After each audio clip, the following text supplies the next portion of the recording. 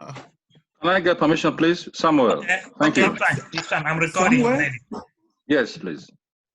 Somewhere. Okay. Okay, Francis, me too.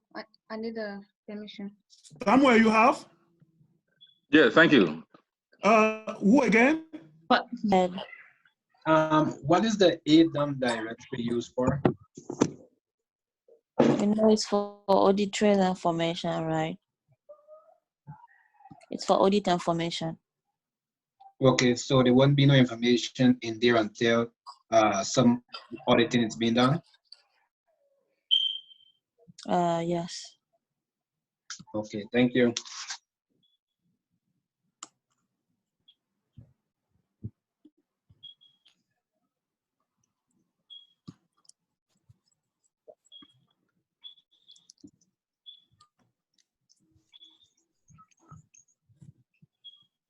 Can you guys see my screen? Yep. Yeah, this is the error.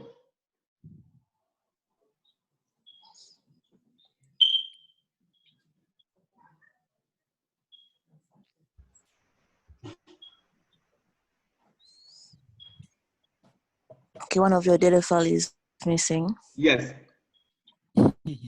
I see. Did you do backup? No. You don't have a backup. I don't. No, I don't have a backup on this database. Okay. Connect to Arman.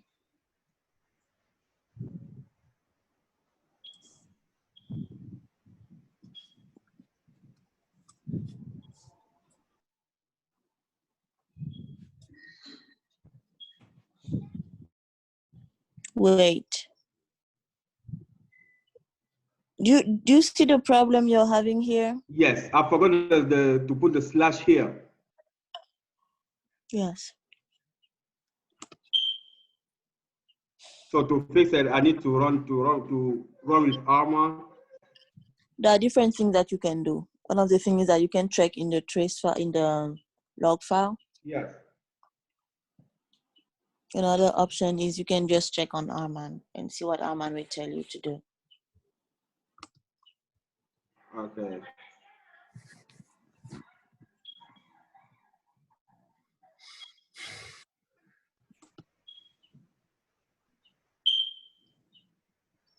List failure. List? Yes, list failure. No, list.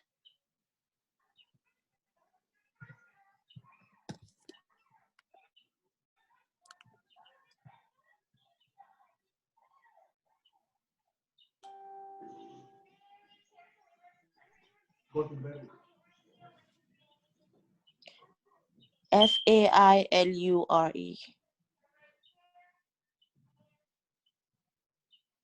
FAR? No, failure.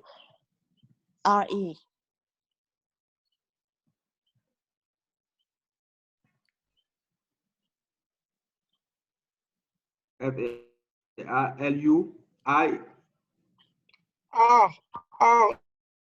R-E. Like this? No. No. R-E. Radio. IE. Okay. Semicolon? Or just Yes. enter? Semicolon.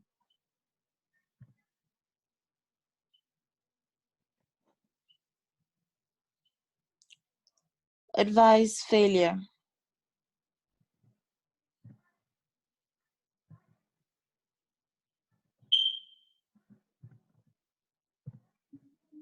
Advise with I.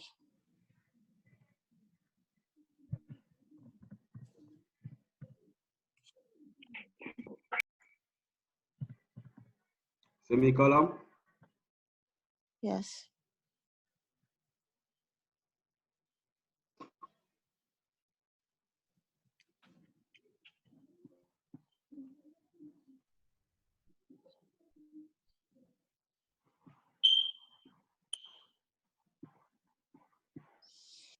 Actually, you can actually repair it.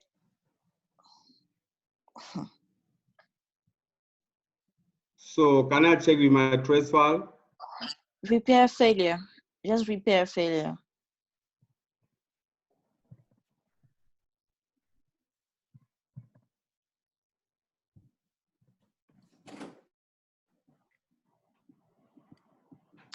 Repair doesn't have E at the end, just R-E-P-A-I-R.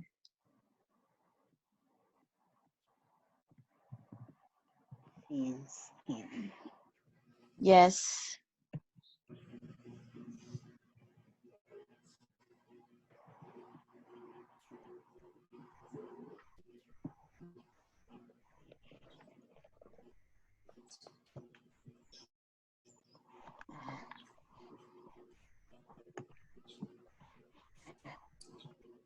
Yes.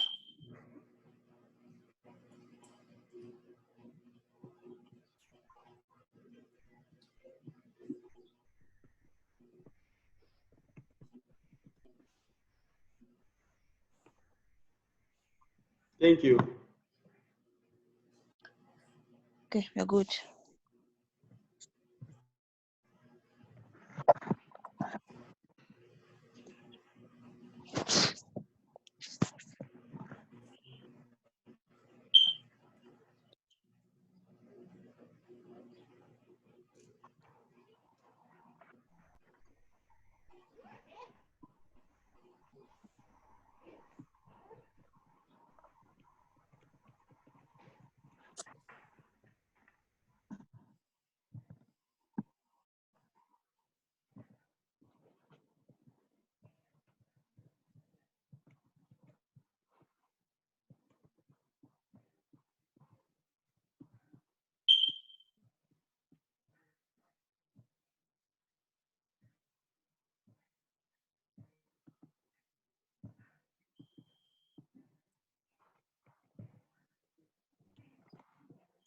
Okay, let's finish chapter 15 and do the revision.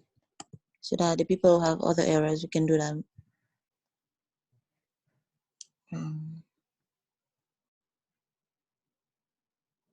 Where's the word?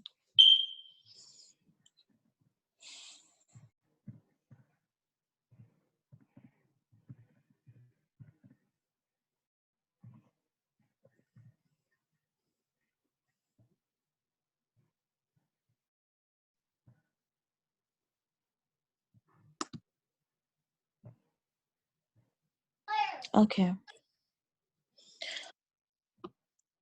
So we already know that the different stages to start the database are mount, new mount, and then open, right?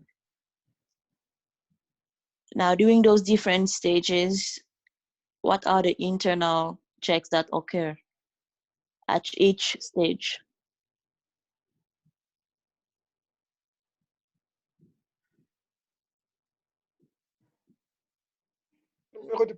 Are we good? Say it again. What are the internal checks that happen at each stage when the database starts? When the database start, the first one,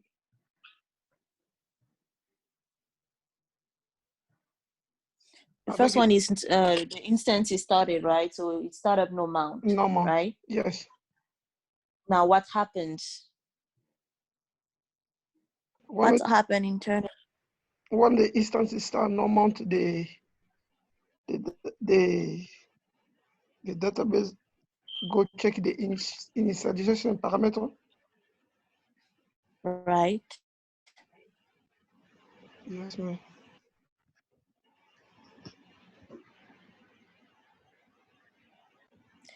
Okay. When it's in no mount state, the instance will check the initialization, read the initialization parameter, and make sure that all the parameters are correct. And without that, the database wouldn't be able to, the instance wouldn't be able to start, right? Yes, ma'am. So the no mount stage is vital to start the instance. Now the next stage is mount. Yes, ma'am. What happens? The During one, mount, go ahead. Janet? oh, go ahead, go ahead. Okay, so during mount, the control files are checked, like that were read in the initialization parameter. I actually checked if they're synchronized.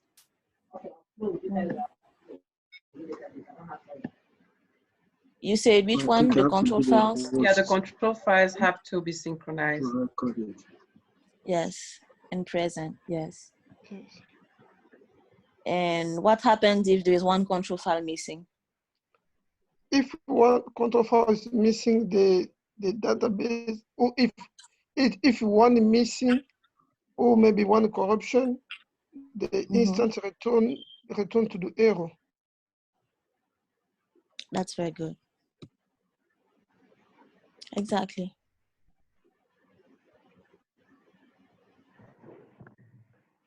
Okay, so the database cannot be mounted if the control files are not there and synchronized. No, let's go Yes. ahead. I will create a new database. I'll use another database. I cannot do for Can you mute yourself, please? Open. you go to the connect. Now the next stage is open. What happens? Those are the morning class students. Francis, mute That's them. Can you mute First, them, meet please? them. Is taking the class the morning, coming afternoon for body people. Can you mute them, please? Thank you.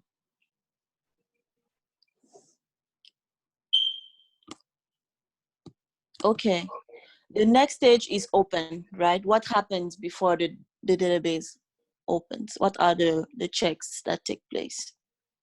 I think when the database is open, is go check is all of them redo log group and the control file,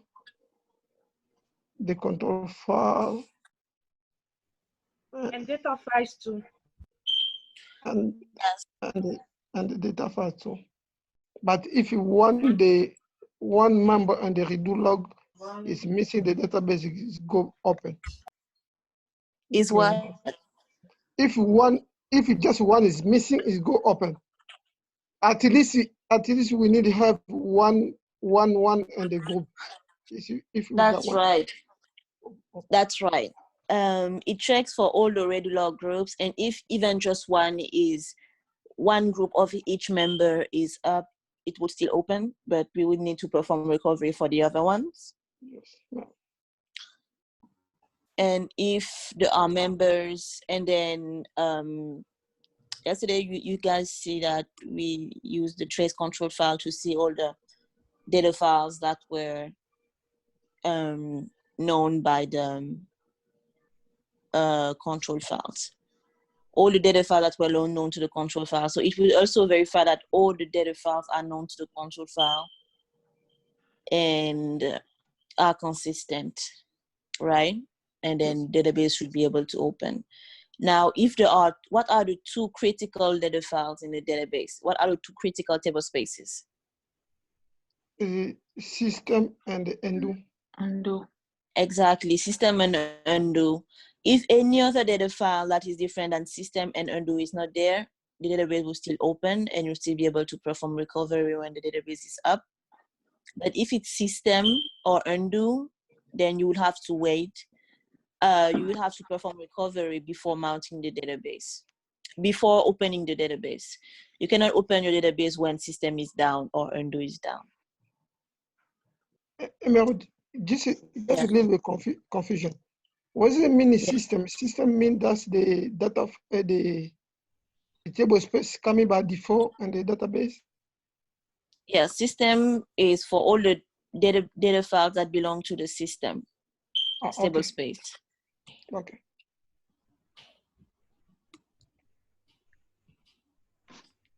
Thank you. You're welcome.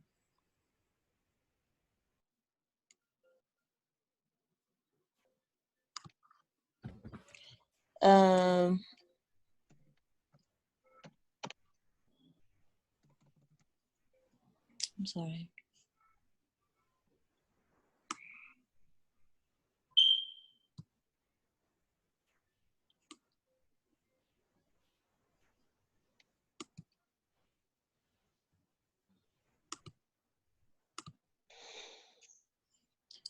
Okay, what's the data recovery advisor?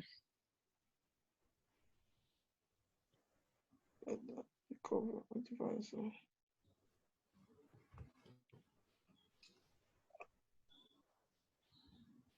I think the data recover advisor is for It checks for failure and detect or analyze the data failure. Yes. yes. Yeah, it checks for failure and would give you recommendations on how to fix media failure or errors. Yeah, that's basically what it would do. And then to a pair, it's up to you, the DBA, to choose how you want to perform media recovery. Okay, that's basically it for that one. Now, yes. Please, I just want to make sure, it's chapter 16, right? Yes, it's chapter 16. Okay, because I heard you talking about chapter 15. Oh, my bad. We finished chapter 15 last time. Yeah, it's chapter 16. My bad. It's chapter 16. Okay. Let's say you lose a control file. What will happen if you lose a control file? I know many people lost their control files here. So when you lost a control file, you just lost a control file, and you don't have a backup. What's the scenario? What do you do to recover your database? Shut it down about. Right. You shut down a board. And then you copy. You create one control file. You create a control file by copying one of the existing control file. Exactly. That's one way of doing it. You shut down your database and then you copy one control file to the one that's missing, and you start up your database again and it should be up. That's when you have one data file that's missing, right? ML, excuse me, can you copy what is not there? I thought you have to create one control file before you copy it. No, you can copy it. As you copy it, we create one. Oh yeah? All right. If someone, if the file is missing, meaning it's gone, Yes. but the instance still sees that data file, you can just copy it. Okay. Okay, so that was the example. Now it's different if it's not there at all. The instance doesn't see it. But you can still create it and copy it, right? If the instance doesn't see it, no, that's multiplexing. That's different story. So, but here we are talking in case of a loss of a particular file, or in case this particular file is corrupt, Okay. right? You remove the file physically, and then, yes. I got a question. For this particular situation, we need to shut down a bot, or we can shut down immediately. It doesn't matter. No, you need to shut down a board. You cannot run a consistent shutdown on a corrupt database. Okay, thank you. Okay.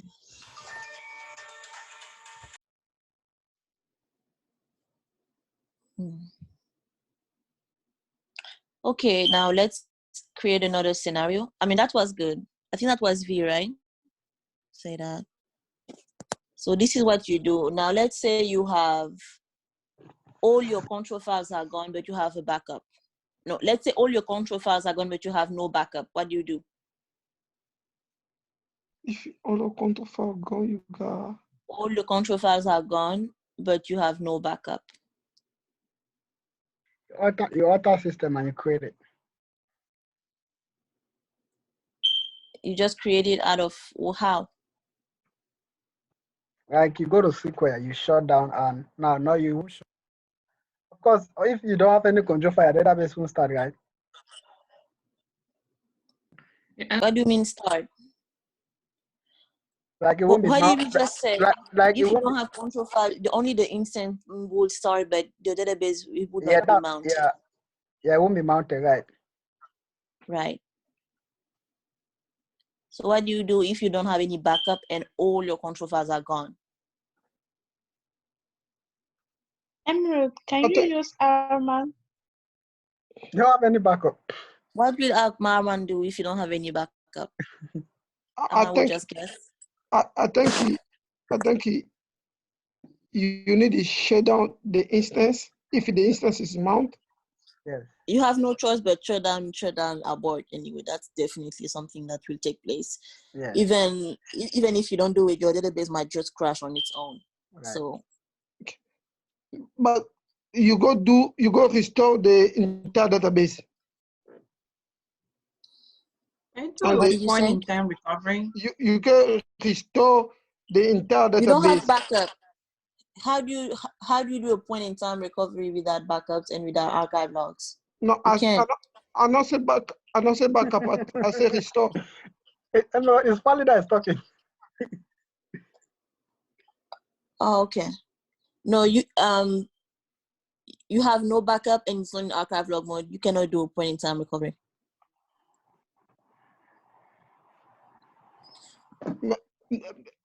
For this case, we cannot maybe do restore. You create a new database. No, you don't create a new database. No, you need to restore the entire database. You might need to You need to create a new restore. You need to restore entire database. Probably need to go to the ML. You probably need to go to trace file. Then you probably create a new control file from there. Exactly. You create a new. You use you guys see the script that was created yesterday. Create trace. Exactly, that trace file. You can use it to recreate new control files. Exactly. That's the only way you do it. If you don't have any control files and no backup, you create new control files for that database. Okay. Except that instead of set, you just reuse, and instead of reset log, it's still no reset log, so that it can continue from where it stopped. Okay. So that's how you do it. Quick question, please. Go ahead.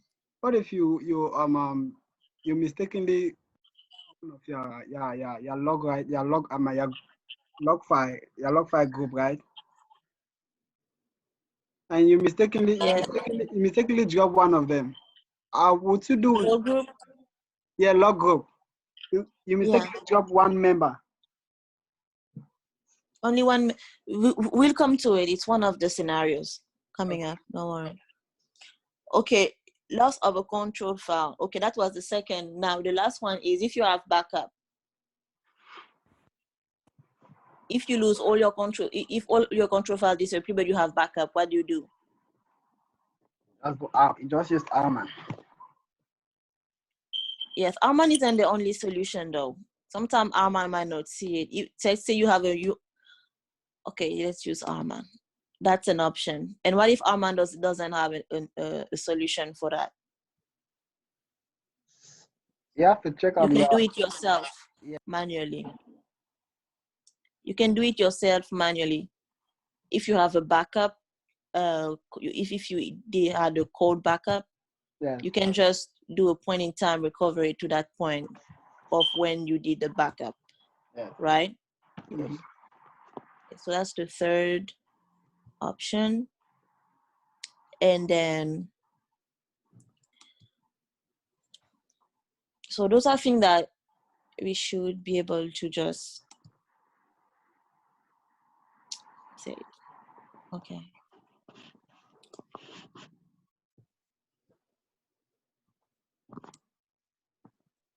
Okay, let's say if you lose a Redulog file. Exactly, that's what happened to one of my database. Yes, if you only lose a Redulog file, not the whole group, but just the file, what do you do? I think one you can use. copy. And Can you have you copy one of the what? one of the log file from the same group One of the log file from the same group. to restore it? You can just copy restore one the of the log existing- file from the same group. Did you say? Another group. No. If there is one log file of a specific group missing, you cannot just copy it.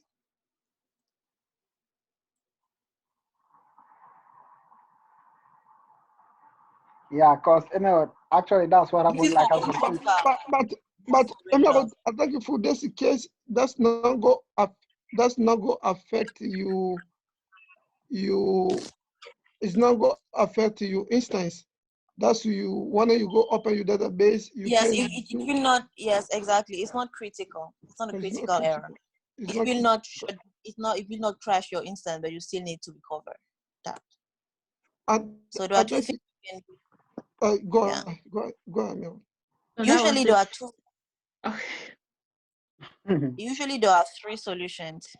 come on. Either you use RMAN, either you use SQL while your database is up, or you use SQL while your database is in the mount state. So there are different options that you can do. If a log file is missing, you have to drop that log file member. Mm-hmm.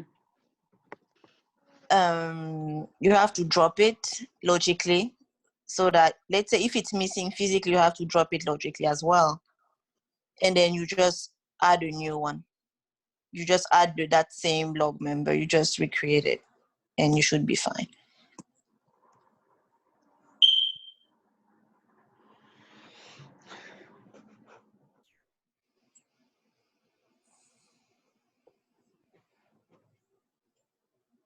Okay, Emil, And let's say, okay, go ahead. you say you could actually recreate another one, or you say what? Excuse me?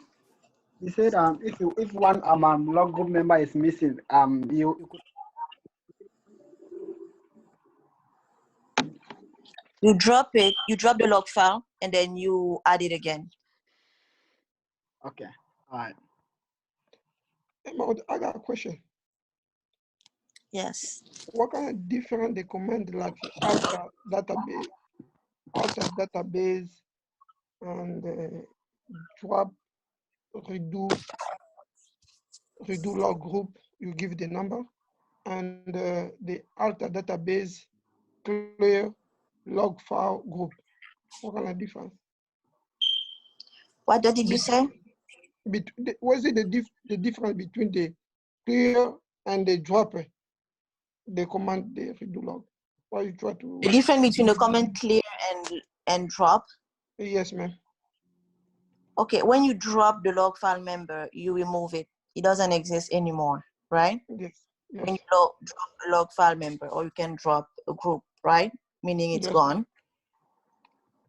And when you drop, need to make sure you go and delete it physically as well. But when you clear log file group, it means that you're telling the database that this group can be overwritten. Those files can be overwritten, right? Okay. For this case, if you clear ready to be overwritten. If you clear you have to multiply, or you have to create a new one, or no? No, that's why we don't need to. Let's say let's use that example now. Let's say you drop a whole group, a whole regular group is dropped. Yes, yes, Like someone goes and delete all the members from a specific regular group, right? Yes, ma'am. You're in trouble. And let's say that specific regular group was the one current. So it was the one being written to, right? Yes, ma'am. It will cause instance failure. Yes, ma'am. Right? Emil, is it possible to drop an active group? No, you don't drop it. You can go physically to the data file Yeah, you and delete it. them. Okay. But right? Emerald, Yeah, last time, cause I couldn't. last time I was trying to I make a mistake because I was just talking on phone, do it. I tried to drop the current one, but Yes. he told me you cannot drop the current Exactly, one. exactly. That's why I asked. Yeah, you cannot drop current or active. You can't. It's only if it's inactive that you can drop. Okay. You can only drop inactive.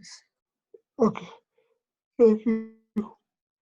So when you go ahead and when you clear, basically you're telling your database that, okay, that group is ready to be overwritten again, right? Okay. Let's say you drop your data file, or the whole regular group. So it will cause media failure because the current is missing. So you will lose data. So what you need to do is quickly switch that regular group, try to force a checkpoint global or log switch so that it's not active anymore or it's not current anymore. And then you try to clear the log so that it can be overwritten again, meaning it can be reused again. Okay. Okay. Right? You're basically letting the database know that, okay, you can reuse this one. You can write more information to it. You can rewrite to it again, right? Yes, ma'am. Basically what he's saying.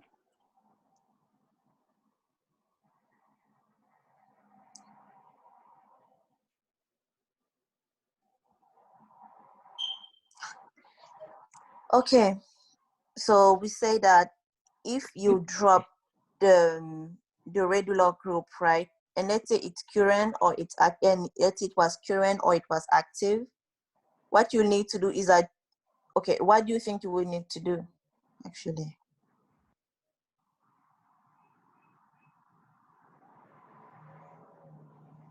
What was the question again? Say it again. I'm saying that we talked about when you have one log file member missing, right? Yes, We ma'am. say that when one log file member is missing, right? It's easy. You can just drop the member and put it back online, or you can just use Arma that will do that for you. But let's say the whole group is missing, right? What would you need to do for that group? You need to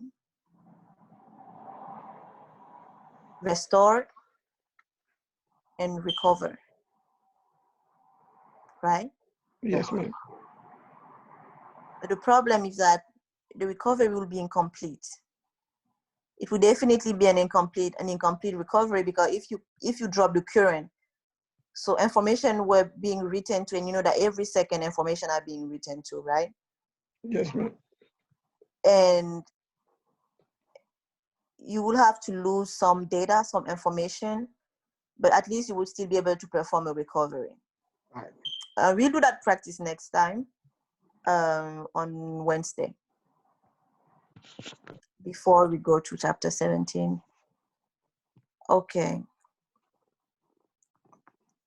Okay, so that's basically, if it's active or if it's current, you would need to perform recovery. But if the log group was already inactive, then you're good. You just clear the archive. You just clear the log group, and you're good to go. It's basically. Are you guys following? Yes, ma'am. To actually know it is different, or but to practice, that's the point.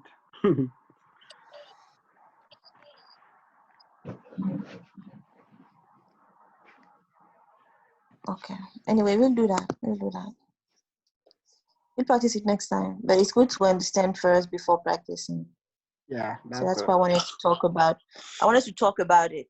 Like it sounds familiar. Okay.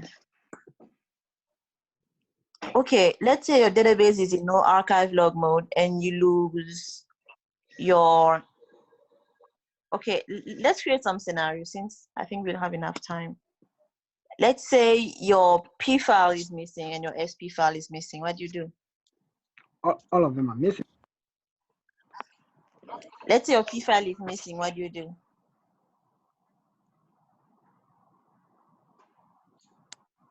You create a new P file from SP file. Yes. If your SP file is missing, what do you do? You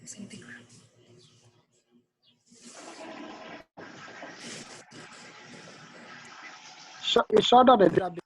SP file from P file. Yes. If both are missing, your P file and your SP files are missing, what do you do? Oh, okay. So you probably want to create P file from SP file and then you start it up. How will you create P file from SP file if there is no SP file and there is no P file? I think we need the copy the author for the we need to copy the SP file From where? from the ORATAB ORATAB slash database slash DBS. No. ORATAB doesn't have anything to do with it. Hey, go to your bash profile. Okay. You go to your bash profile and what do you do from there? You restore it from the bash profile. What does your bash profile, what kind of information does your bash profile contains? Information that you use to start up the database, to open the database. Your bash profile contains information about your software, the Oracle 11G. So you wouldn't be able to recover your P file from there. Okay. But there are it contains information about the whole software, like 11G, and the path of the database, where your P file is, but it wouldn't give you information about your specific P file. The point in time recovery. You don't have a backup. Your P file is missing, you don't have a backup. But everything else is fine. Even you don't need a point in time recovery, you just need to find that P file, basically. Was it the command for go to the profile? Go to the profile, it's dot bash underscore profile.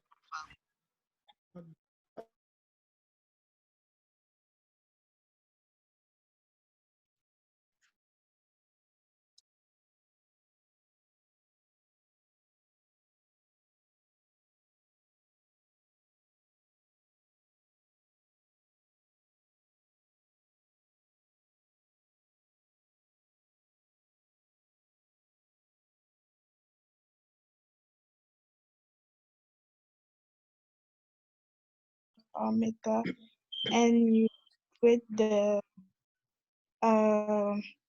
P file which is parameter.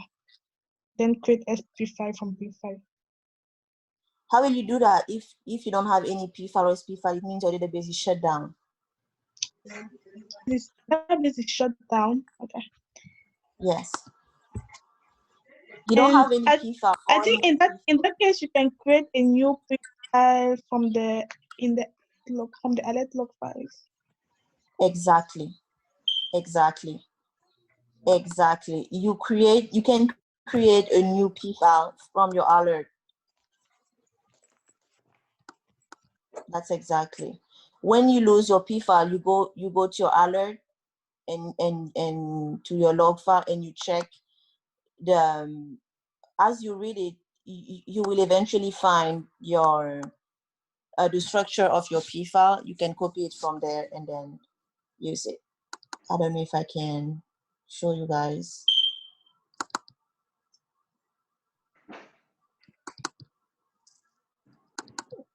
That's exactly it.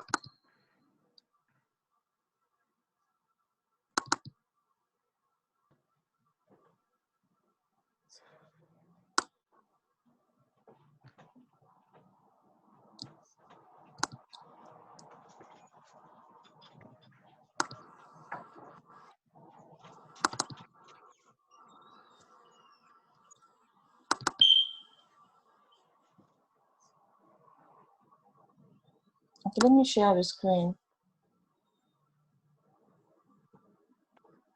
Let me share my screen so I can show you guys.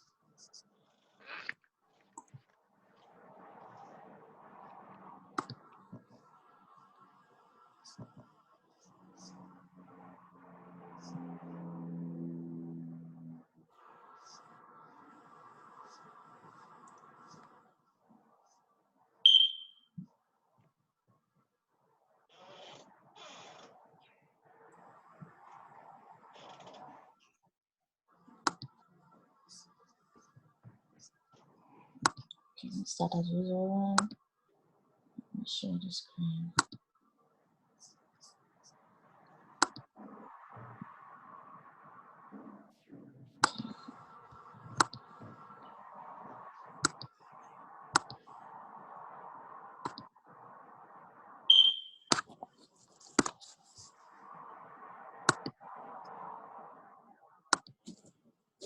You guys see my screen? Yes, ma'am. Okay, here in user one, right? You have your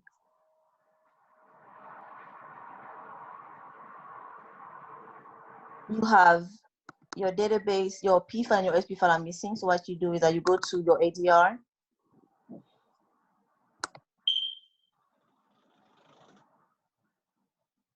Oracle, Jack, RDBMS, and then you choose your database. Let's say Florida, alert, trace, and that's your alert log, right? Yeah. That's your log file. Click on it, and you'll see that you will have exactly the P file that you had. You can scroll down.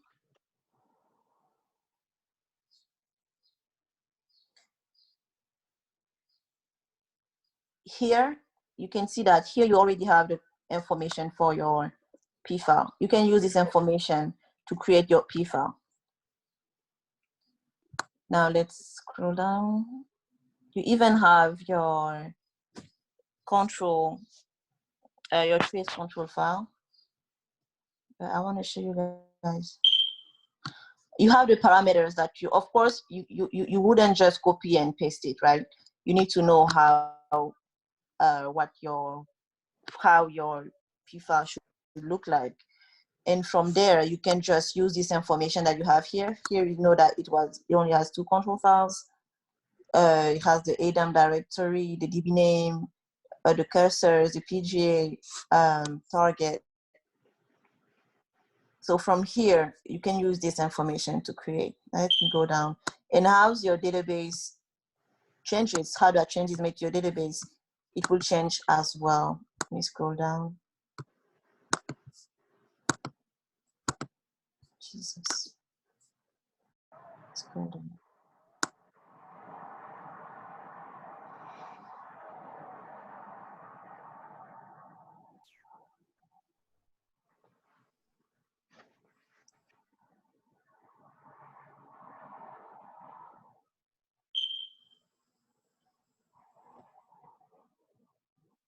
Okay.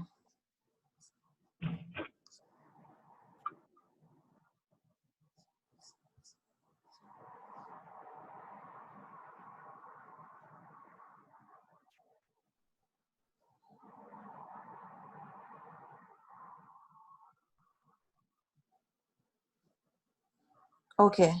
So you scroll all the way down, and then from here, that's when you have the information about your latest P file. So here you saw that at the beginning we only had 2, and now you have 7. So you use this information to recreate your new P file, right? So you just go to your trace file, your trace directory, and you open your alert log files, and then you're able to recreate one. So that's basically it. Good? Okay. And but I got just a quick question. Go ahead. What kind of difference between when you open the database for see the trace file, but Yes. is the alert of there? What kind of difference between the alert of there and the alert log file? When you what? When you I don't. you up, if you go back just a little bit back, I go show you. I got just a confusion for this. If I go down. If you go back, you get out for this alert. Okay.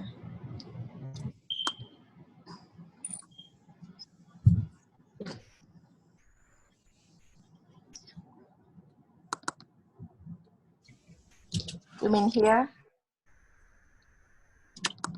No, Here? before that. No, go back. Yeah, here. What can? Oh no, you're moving. Go back over there. I saw alert of the and the what kind of difference between alert and the alert log? Okay, it's simple. Can you read it? Can you see my screen? Yes, ma'am. Can you read what? Do you understand what's written here? Here? Yes. Can you understand what's written? Is it clear?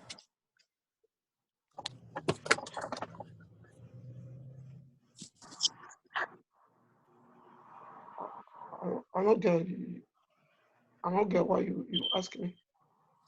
No, I'm asking you because so you can see that here you wouldn't have the information that you want.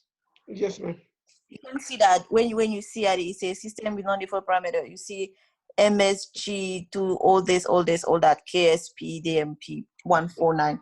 You know that you wouldn't understand what it means. It's not trace. It's not. You see, when we had the trace control file, right? Yes. Had the structure. It was like the control file translated, if you want, the structure of the control file translated in reading English. You see? Yes, ma'am. So you were able to actually see that, okay, this is the control file. To see that, okay, this is what we have in the control file. These are all the data files that we have. These are all the Redulog that groups that we have and members. So it's the same for the other one, the trace, the alert log that you have in the trace. It explains what's happening to the database in plain English. Okay. Right? Okay. Yes. That's the difference. Here, it's also in English, but it has a lot, it's more coded. You see, it's more like in the code that it's not really easy for you to understand. I think you can see, if you go and you open, you'll be like, okay, what is this? You might understand one or few words, but you wouldn't understand, it wouldn't be clear what it means. Okay. Okay. Right? I got it. So every time you look for the alert log file, go to trace, don't go to alert, go to trace. I know it's confusing because it's alert, so expect it to be an alert, but this is just what it is. Always I go to the trace, but I have that's I was asking myself the difference between those. That's why I want just make it clear for my brain. Yes. Thank you. Welcome.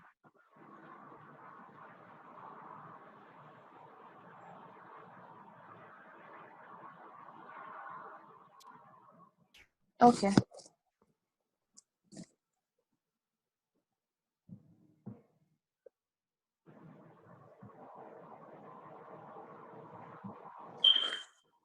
Okay, I'm gonna stop sharing so we're good.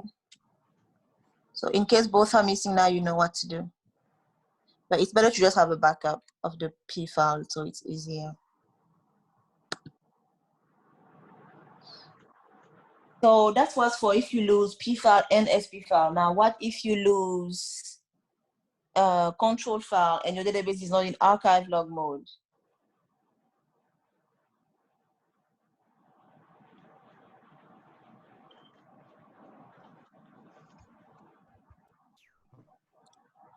That one is not just for control file. It could be the same for system, for any critical data file, and for control file Redulog group. If you don't have them anymore and the files are missing and you're in no archive log mode, what do you do? I think that you have to restore all the database. How? How do you restore it? By shutting down the instance if it's not already down. That's assuming you have a backup, right? That's assuming you did a user managed backup, cold backup, right? Yes. That's assuming you have a consistent backup, then you're right. The only option would be to restore the entire database. You have to restore the entire database to the point when you did the backup. That's your only option. Only option. You don't have any other option than that. Delete all the data files that are currently in your, even if it's only once, let's say, even if it's only one system01 that's missing or one undo, you have to delete all the data files, everything including the control file, the redo log, and you have to do a point in time recovery from the old backup. Yes. So that's not convenient, right? Because whatever changes were made since the last time you did the backup, you have to make sure that the database is back up to date, right? So it's a lot of work for the people working on the database. Mm-hmm. That's why it's better for a database to be in archive mode. Right? Okay. Yes.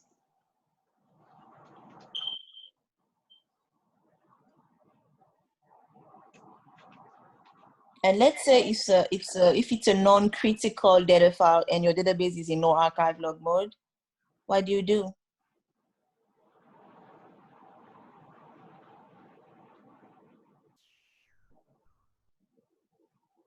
You say if it's not critical.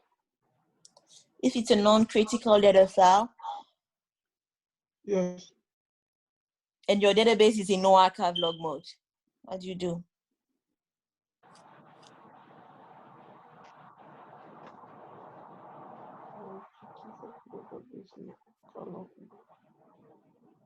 You're just gonna recover the file.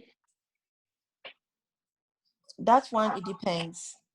You can put the file offline and things work, but and then for you to be able to restore it, you would need to wait, how important is it?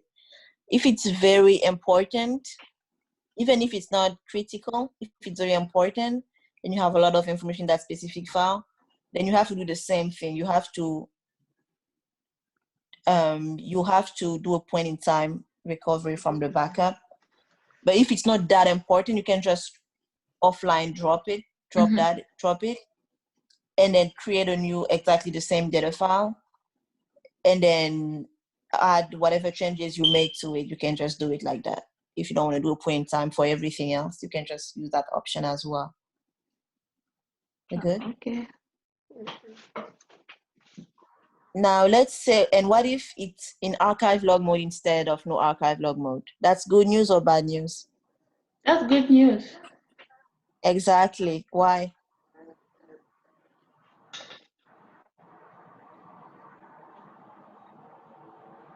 You're right. It's You're good just news. gonna Why? restore and recover it. Exactly. You restore and recover it, and your database is still up. You don't need to shut down your database while your database is up. It can be done. You can use RMAN to do it, or you can use SQL to do it. Yep. Exactly. Now, what if it's a critical data file and it's in archive log mode? You have to shut down the database. Yes. Do the shutdown abort. Yes, exactly. You have to shut down abort. Mount the database. Mount the database and the restore and the recover. Yes. And after that, you open the database. Exactly. That's what you do. Okay, that's exactly. Excuse me, what is the command to restore?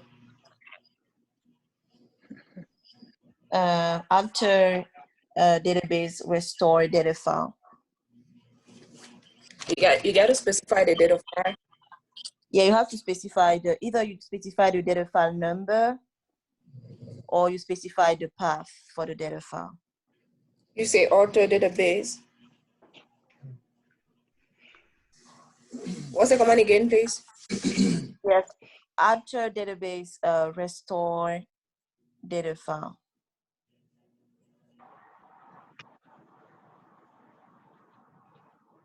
Let me check, let me confirm it.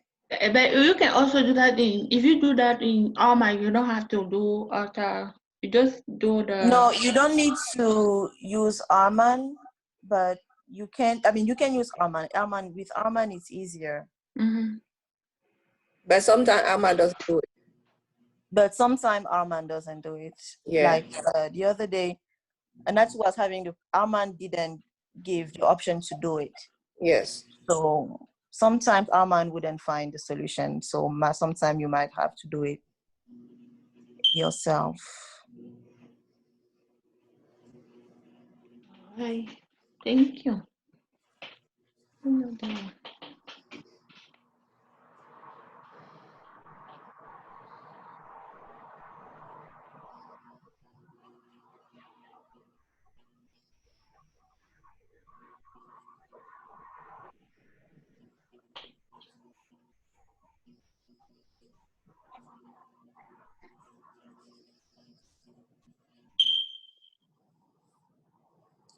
So if you want to do it, let's say if you have a user, if you did a user managed backup, or if you have a inconsistent or consistent backup of a specific data file, right? You first restore it, right? You first restore it. Yeah. You restore it, like you copy, you first delete you put it offline, you remove it. Yeah, no, you don't need to. If it's not critical, you don't need to. Your database can be up if it's not critical. If it's critical. It's on. Yeah, if it's critical, that's when you need to shut down a board. Shut down a board, and then restore and then recover. So that's the command. I'm asking for the SQL to restore and recover. You say alter database, restore data file. No, it's first you restore it. You first restore it, and then you recover. Then that's the what I'm SQL saying. For restore is alter database, restore data file, right? No, it's not. No. That's for recovery. To restore, you put it offline first, right? Yeah. Then you drop the data file. You delete it on the operating system. Right? You delete in the operating system, and then you copy it from the backup that you have to your live location. That's how you restore it. And then you recover it.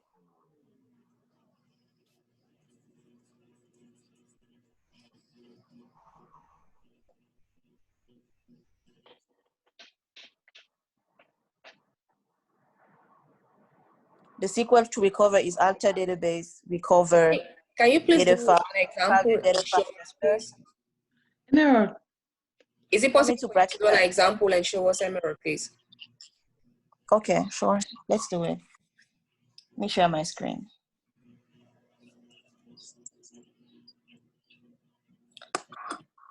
I'm going to use my database because I don't want someone to be, oh, the database is down. Okay.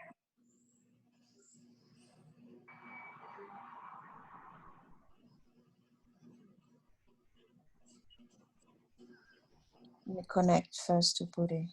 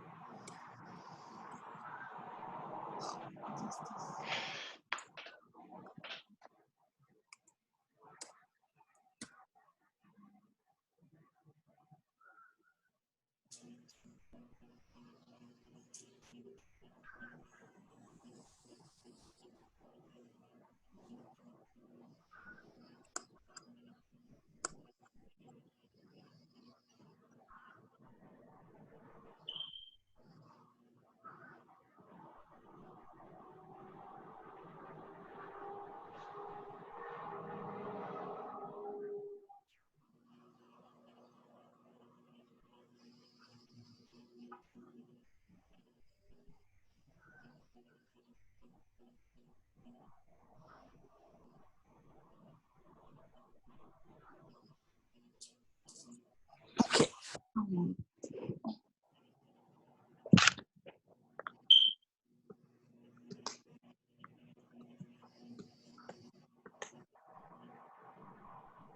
me share my screen.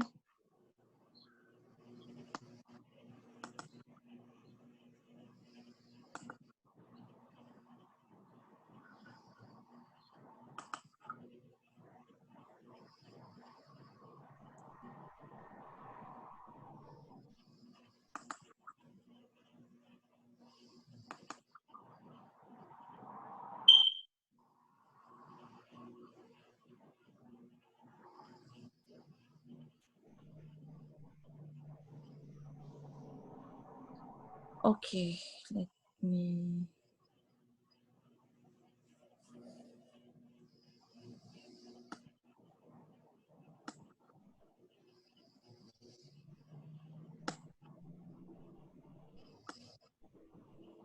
Okay, can you guys see my screen? Yes. Okay.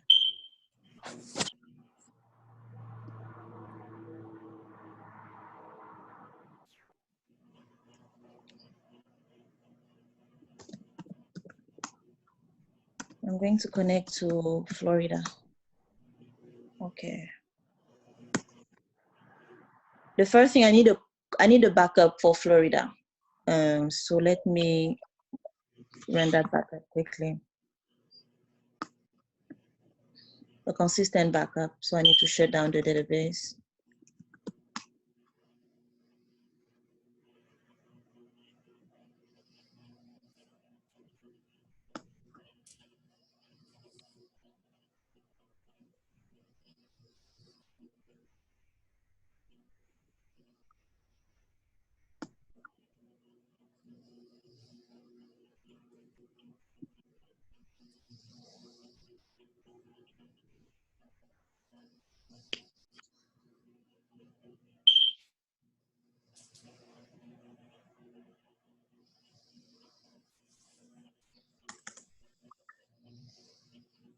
Why is it so slow?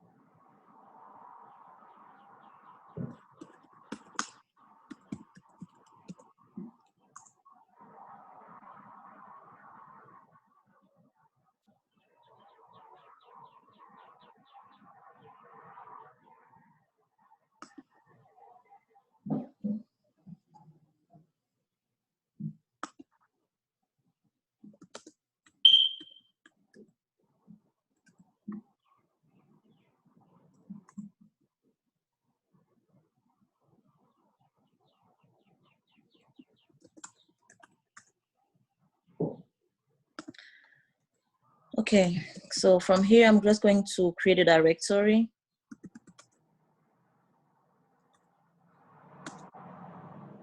In Aura data / let's say flow backup.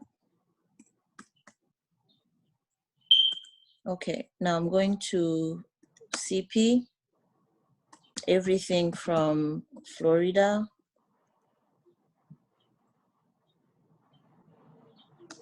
to this directory right here.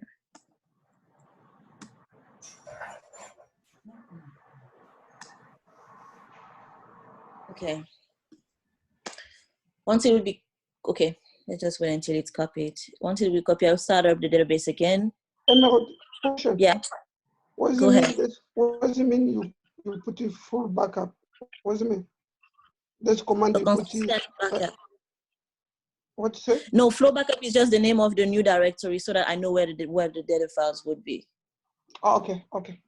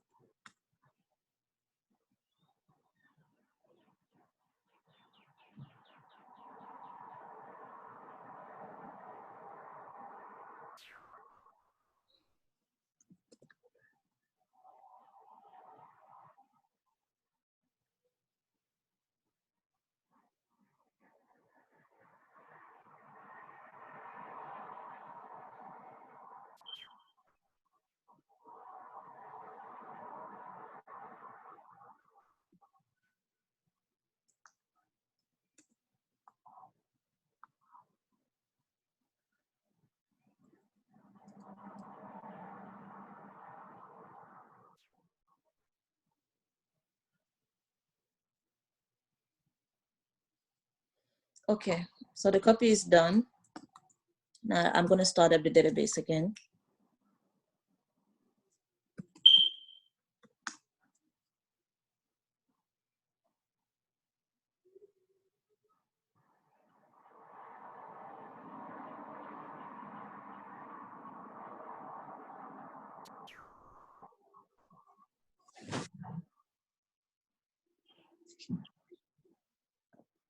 Okay, now I'm going to check the data file that are in my database.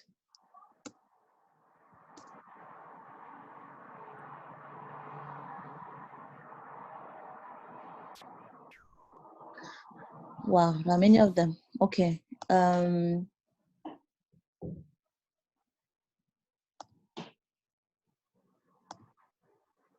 Okay, so I'm going to remove one that's not too long to write. Okay, I can remove Jacksonville 3, Jacksonville 4, Jacksonville 2, Miami 6. Okay, I'm going to remove 2 of, let's say, okay, let me just remove Palm Beach 4, 5, and 6, and Jacksonville 4. Okay, now I'm going to go to, I'm going to list / Aura data / Florida.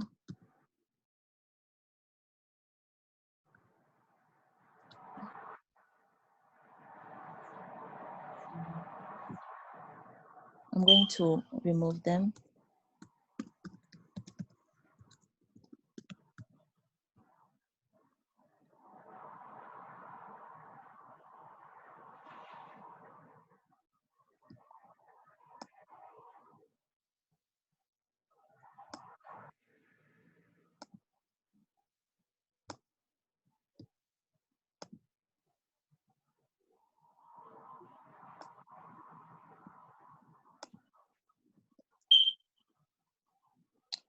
Okay, I remove 3. Let me remove Orlando as well.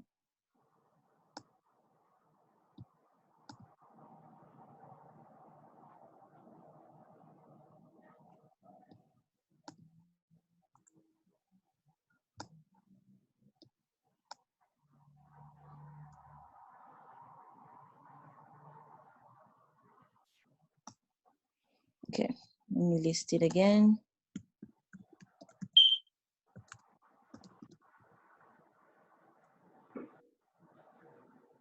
Okay, we see that we only have 3 Jacksonville now, and Orlando is down to 3. So we are going to need to recover 3 data files.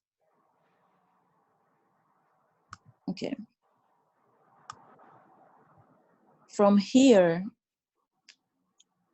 we have 2 options. Can you check the screen? Okay, from here we have 2 options. Either we can ask Arman to see what are the data files that are missing, or to check it for us. Or the other option is that we can directly look it up from here with the view. From here, please. Excuse me? Can you try from here first? Can I what? Can you try from here? You say is it? Yes, I think it's better because you already know how to do it with Arman.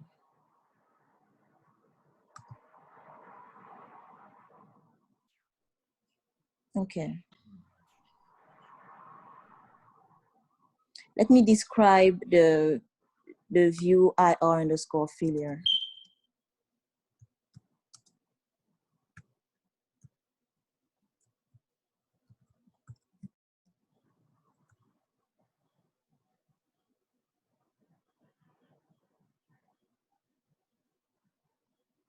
Okay, just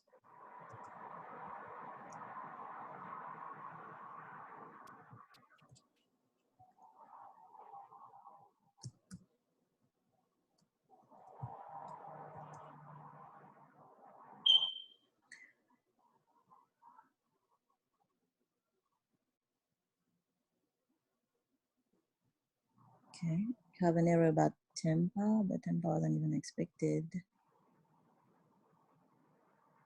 Temper is missing.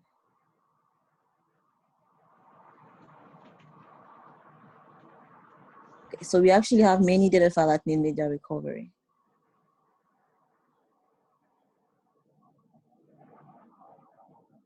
Socks.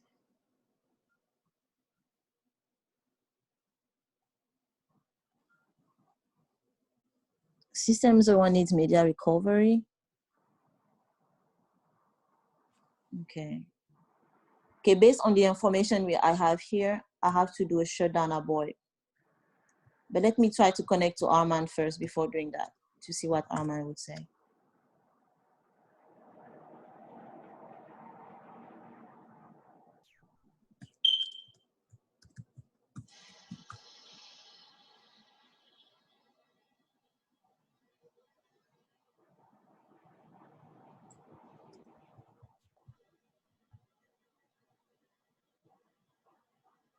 Armand doesn't see any failure.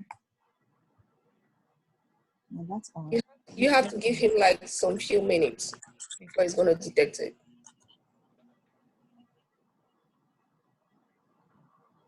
Normally it should detect it right away.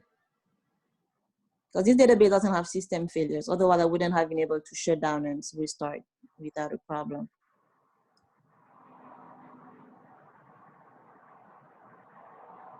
Let me try again with Armand.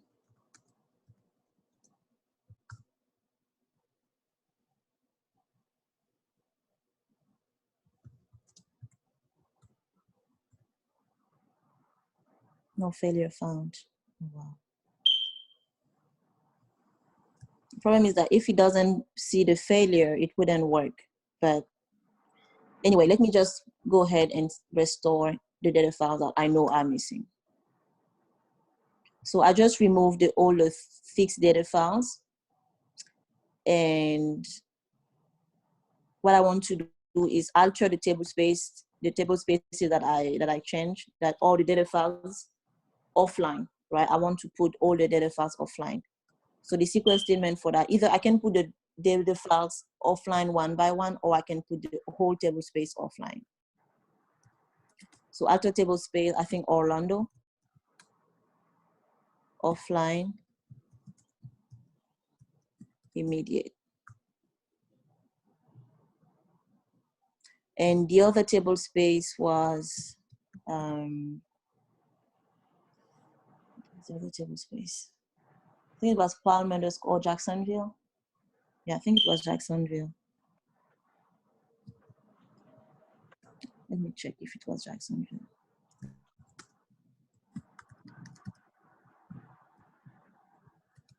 I think it was Jacksonville. Yes, it was Jacksonville.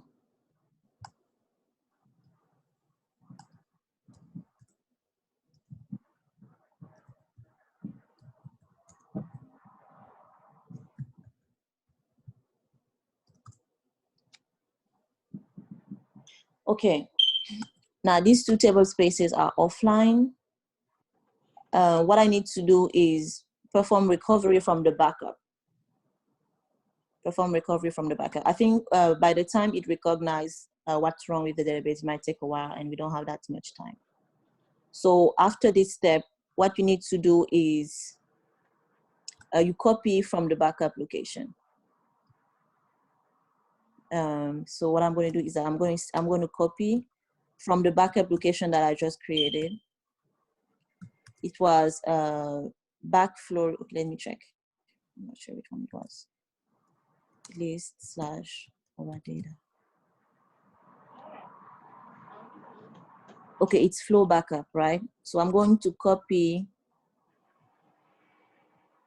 I'm going to copy from our data / flow backup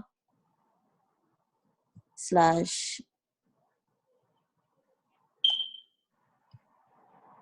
Jacksonville 02.dbf, no, 04.dbf, and I'm going to bring it to / our data Florida. So I'm going to do that for all the data files that I deleted. I'm just going to copy it from that directory to the next one. One is 5.dbf.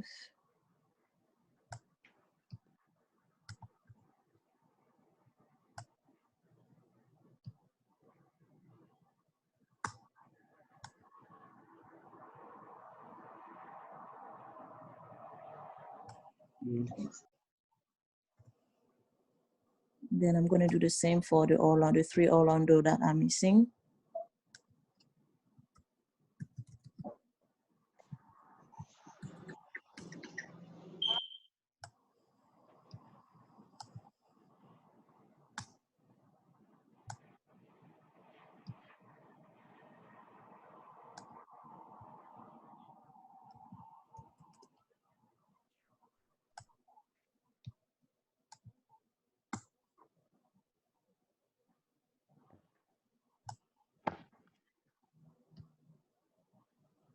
Oh, no.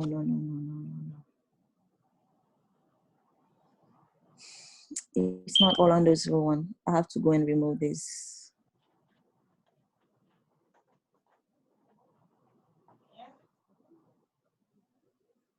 But it doesn't matter. It can be overwritten anyway, since it's offline. Okay, Orlando 04.tbf to Ora data.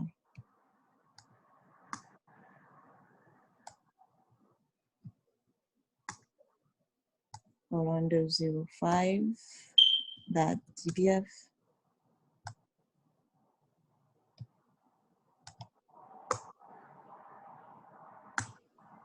Okay. And Orlando 06.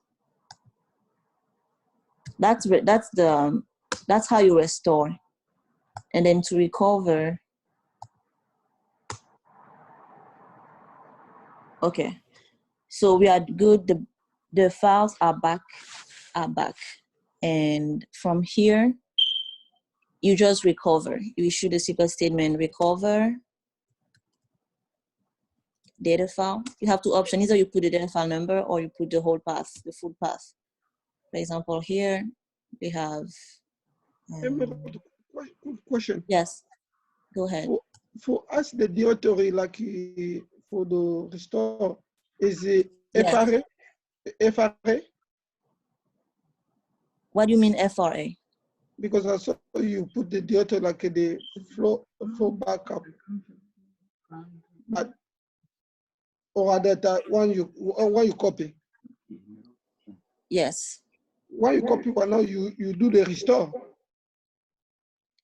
When I copied, I was doing the restore. Now I'm doing the recovery for the data files. Yes. I ask a question. For us, the restore, yes. the directory go be or data and the slash FRA, we need to create the directory. Yeah, you need to create a directory to know where your backup is, right? It can be in FRA, but it doesn't have to be in FRA. Okay. That's it can be elsewhere. Like here, it's not in FRA, it's in /radida/flow backup, right? Okay, thank you so much. So that's how you perform recovery. And then you have Jacksonville.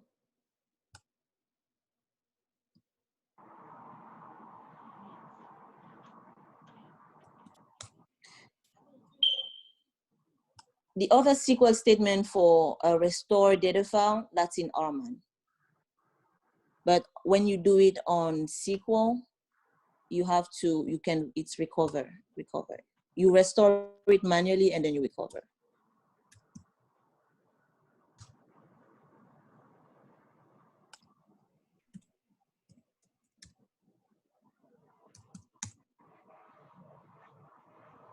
So that's, the database was up all this time and that's how you recover. And then you bring the table spaces back online.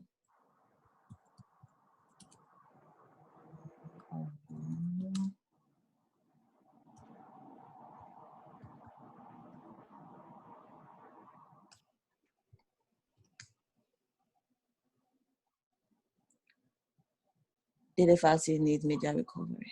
Okay. For that one isn't online because I copied it. I copied the wrong one. So I'm going to delete it and do it again. For the other one is Jacksonville. Jacksonville online. Media 24 needs recovery.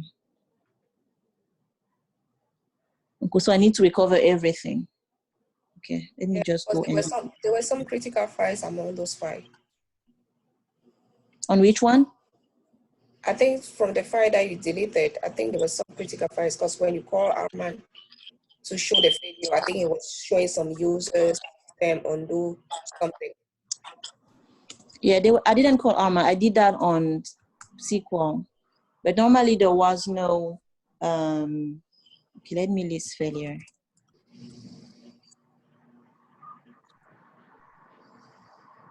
Okay, Jacksonville, one or more non-system. So there are non-system data files that have non-critical. Let me see, advice, failure.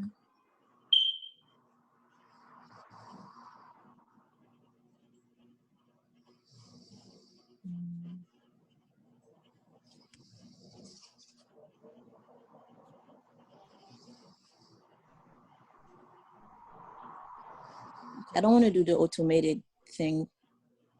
If you replace the wrong version of the data file. Okay. Exit.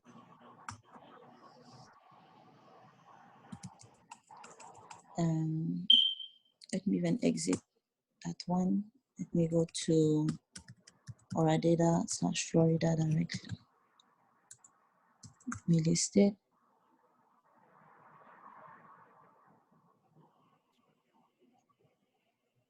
I'm going to remove all of them from 1 to 6.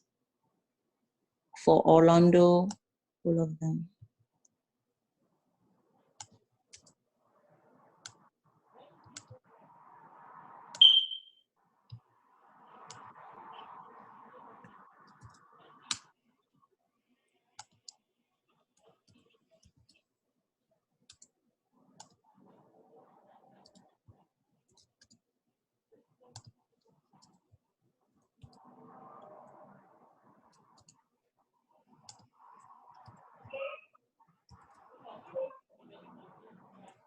And the same for Jacksonville.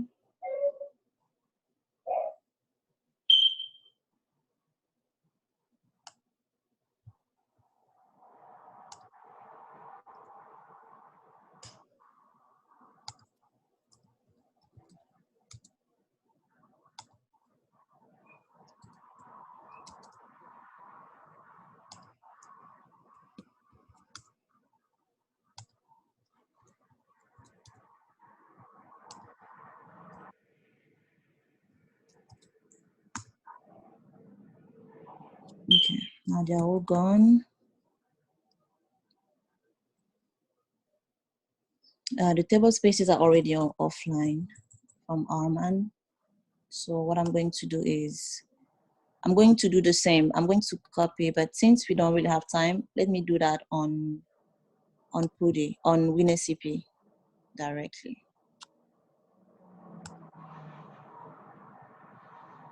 So on WinSCP, I just copy all the data files that I want to copy, and then I put them back to the other one. So it's not, let me list it first here so that you guys can see the difference.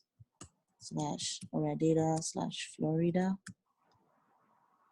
Okay, we don't have any, you don't have Palm, you don't have Orlando, we don't have the other one. So let me do that on pretty quickly on WinSCP. It's Florida. Let's flow back up.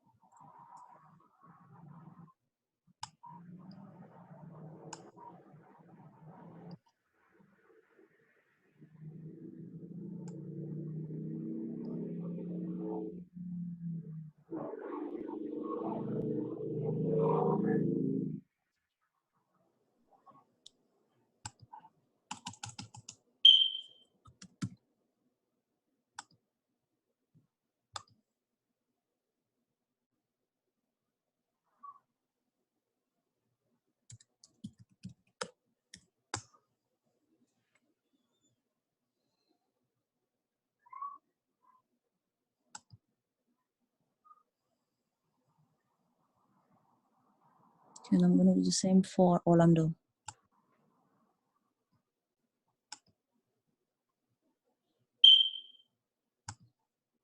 We are not seeing your screen. I'm doing it on WinSCP.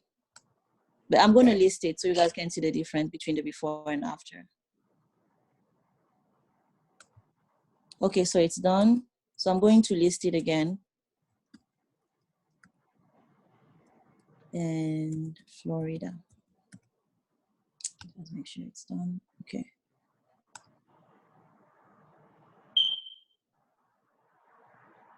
Okay, you can see Jacksonville out all back here and Orlando too, right? Now that I'm done copying, let me recover the data file, all the data files.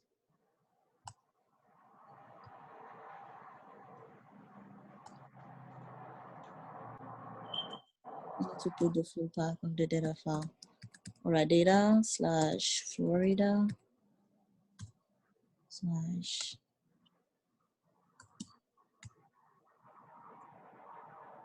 okay, media recovery complete. And then for the next one as well.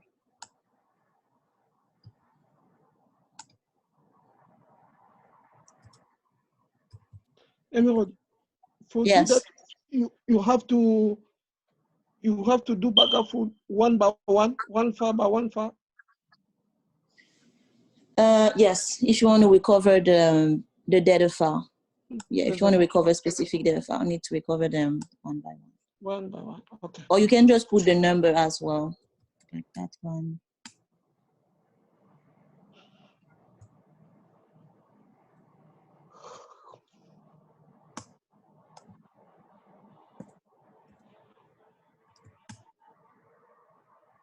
Okay, and the last one would be for Orlando.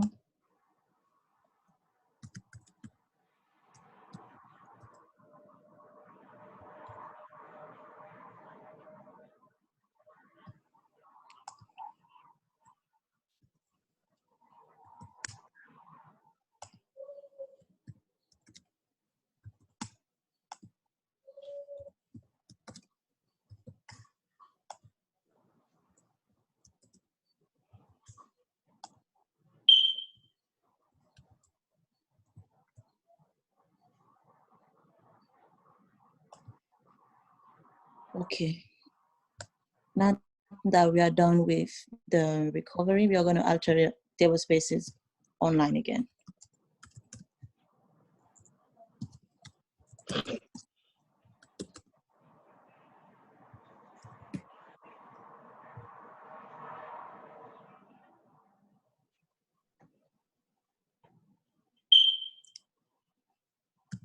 And then we are going to alter the other table space, Jacksonville online.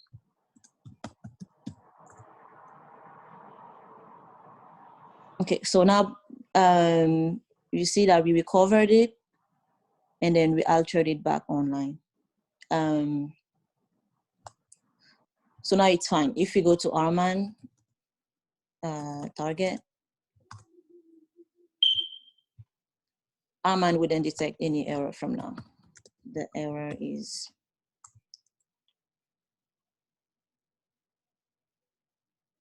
no failure found, right? So the database is, the data files were restored, all of them. So that's the other options to do it.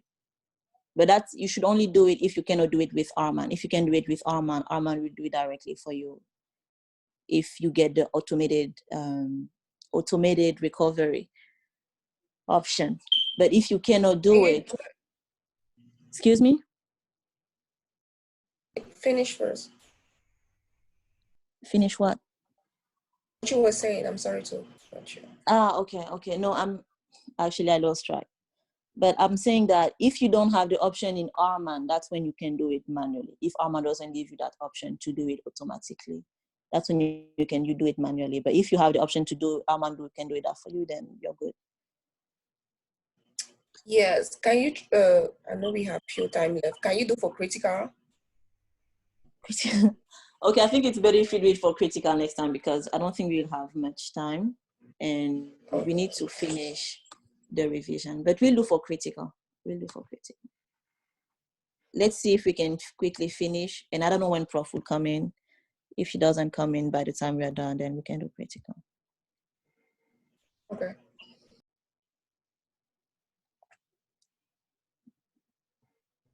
I think we were at when you lose a critical in archive log mode, right? Yes. So when we lose a critical, shut down our board, we mount the database, we restore and we recover, right? And then we open the database, right? Yes, ma'am. We can do that as well. Okay, there are all types of data failures. Okay, I think we are done. I think we are done basically. So we can do it now. I think we are done. And I'm sure you guys already practiced with Prof how to recover with Enterprise Manager. So, okay, so let's do it then. We have some time to do it.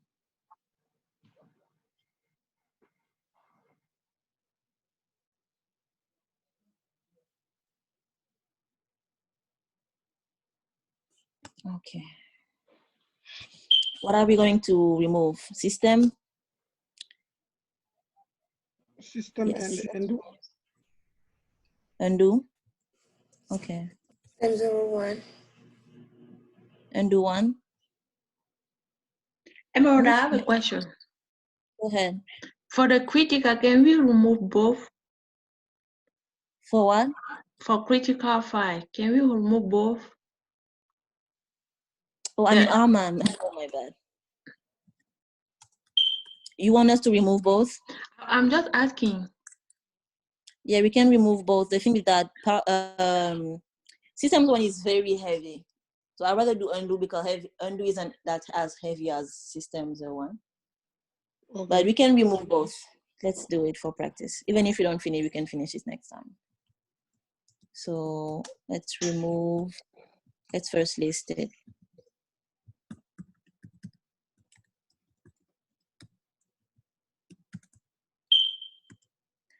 Okay, now let's remove system. Where is system? Where is system? Okay, it's here. I need to put the full path.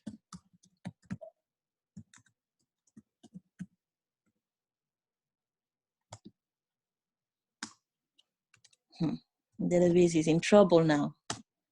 And I'm going to remove undo.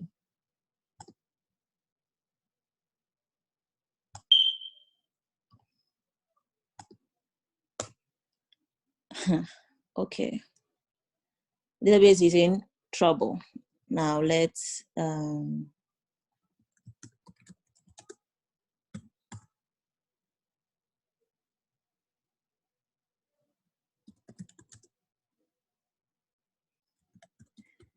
Arman takes a while to detect failures. That's okay. Oh, it directly detected it. Okay, that's good. It recognized that systems one is missing. And okay, that's good. Okay, now let's fix it. Now that we shut down our board, because let's shut down immediate if we can. We cannot shut down immediate. Let it go. Let me drink some. What? You can shut down immediate? Oh, no. Yes. Yes, that's what I was asking you. No, normally you shouldn't be able to shut down our immediate because it's gonna. Yes, that's what said. Something is That's wrong. what the note said. But when you do it manually, like you're doing, when you shut down immediate, it shuts down. It's shut down. I told you. It should have been shut down our board. It should have been shut down our board. It should have been shut down our board. It's not good when it's immediate like that. Oh. The checkpoint took place, but checkpoint of system 01 didn't take place or of Not undo didn't take place. exactly. That's why you have to, okay. It's because sometimes when you shut down and system is missing, it would say you cannot do a shutdown immediate. I don't know why I did it. Okay. But if you restart now, is it gonna work? No, it's not not. gonna work. It's not gonna work. But it should start up. It's not gonna start up because system is missing. It would mount, but it won't start up. Oh, should have shut down, boy. Yeah.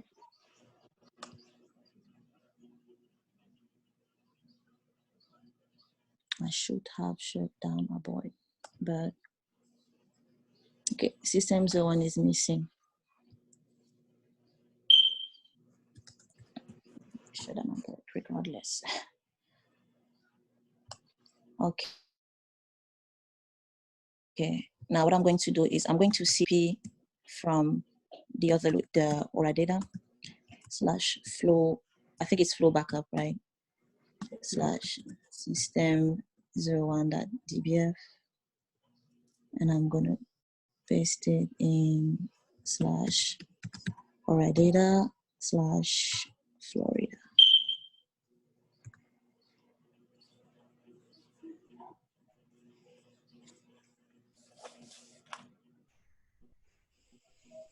See, the problem with system 01 is that it's heavy, so it takes a while.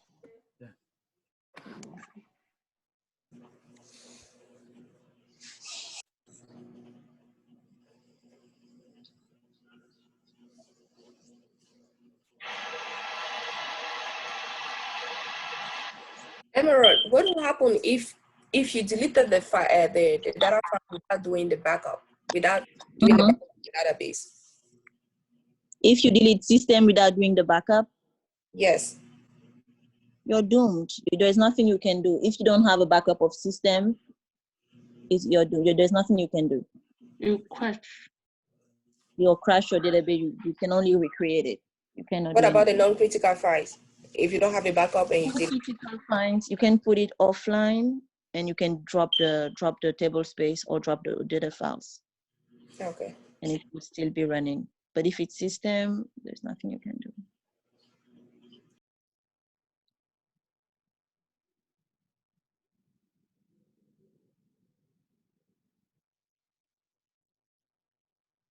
System is really heavy, you see.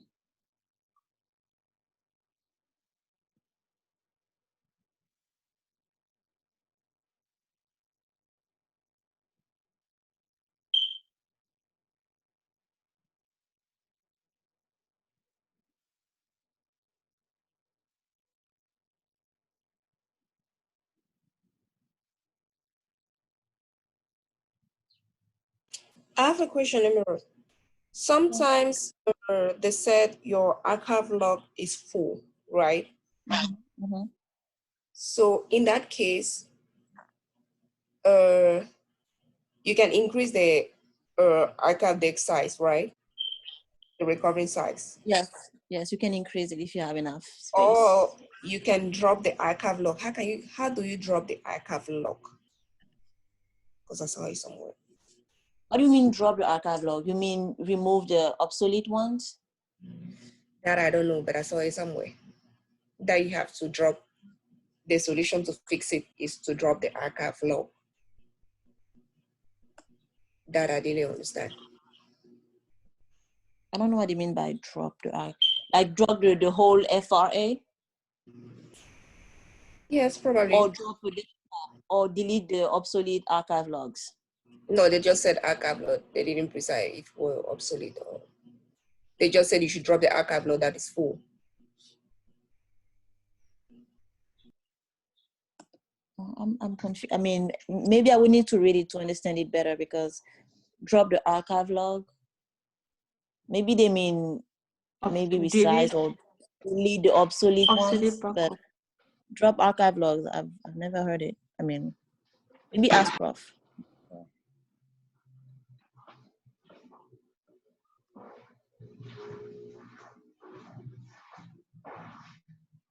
I know you delete the archive log files, but you drop the archive logs? No, I don't know.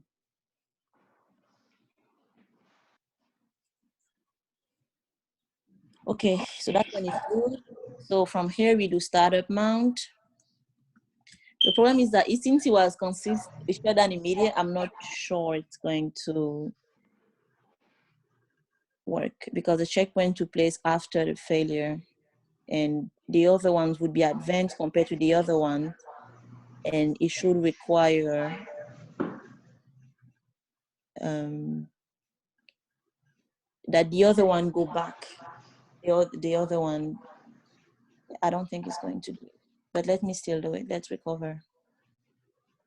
So it's the same SQL statement as the other one that we did earlier.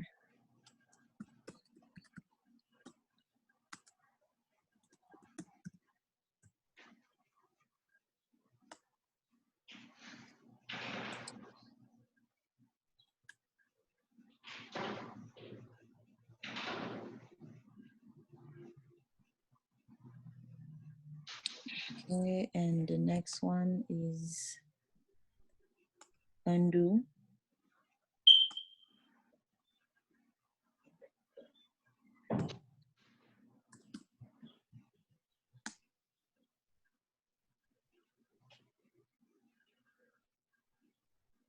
Undo TBS. Isn't it the one I copied?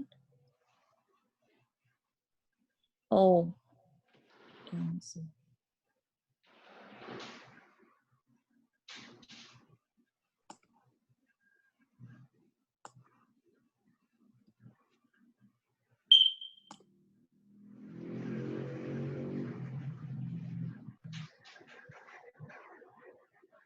Okay, what was wrong with the first SQL statement? Okay, the space. Okay.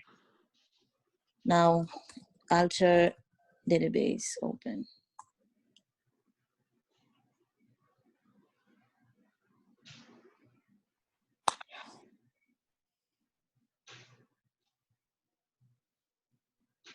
It's been very slow lately. Okay, so this is how you recover. But it's better to not shut down immediately. You should always shut down abort. Should always shut down abort,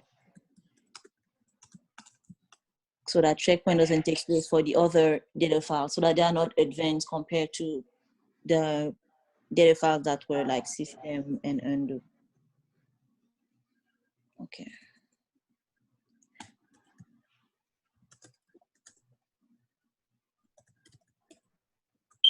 So database is open, click back. So these are the other two options.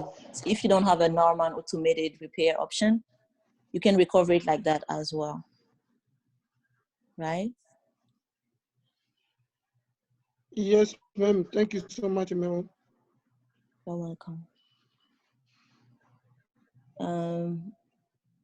For next time, we'll do that. We'll practice that before we do the other one, chapter 17. We practice. We go over chapter 17.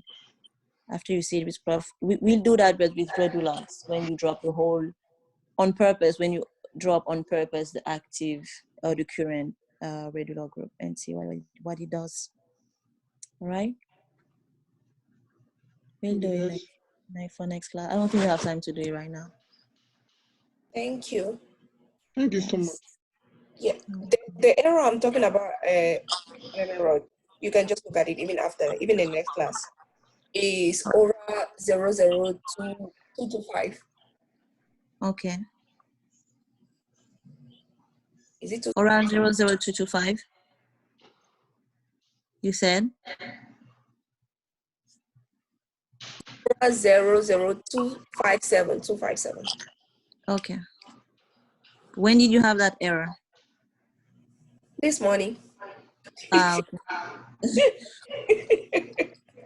I think it's the error you had before, right? No, the other one was 205225. Now it's 2257. Okay. But I tried to solve it, but I don't know if it's going to be permanent. I tried to solve it by increasing the size of the recovery index size. Yes. I increased it here, and that helps me to open my database and reset the Yeah, if you make it big enough, you should be fine. Enterprise management, because I didn't understand the second step of, I don't know, copy the archive logs and drop it and all of that. So I was like, I'm gonna ask you later. Okay. Maybe you can ask Prof what is to drop archive. I personally think it means just delete the expired archive Okay. log. Wait, the solution they said, let me read it there. Maybe I didn't interpret it very well. They say back up some older archive logs, move them from the system at the expense of recovery. Turn off the Oracle archive log in the Oracle database server. That's what they said. Ah, okay. So they want you to change the destination and drop the previous one. Okay. I don't know how to do that. Yeah, but you don't need to do that. So you have enough space. You can just resize it. Yeah, that's option one. I went to resize it. Yeah, that's good. I'm here. Prof is here. What's that, Prof? Oh, hello, Prof. Hi, how are you? I'm good. Good. Class, how are you? We are Good, Prof. How are you? Prof. How are you, Prof? I'm here. I hope we are having a good class so far. Yes, sir. Good. Good. Questions. No questions.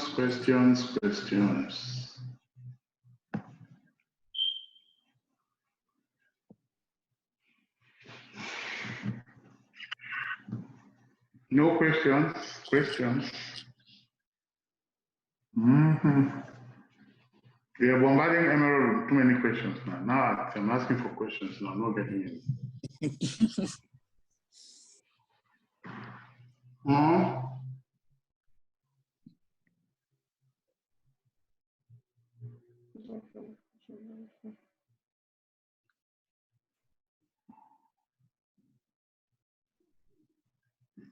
Why you don't like to ask questions?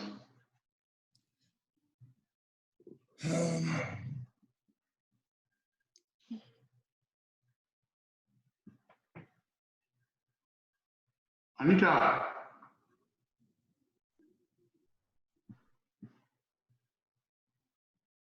Hey, Anita is not asking. Okay.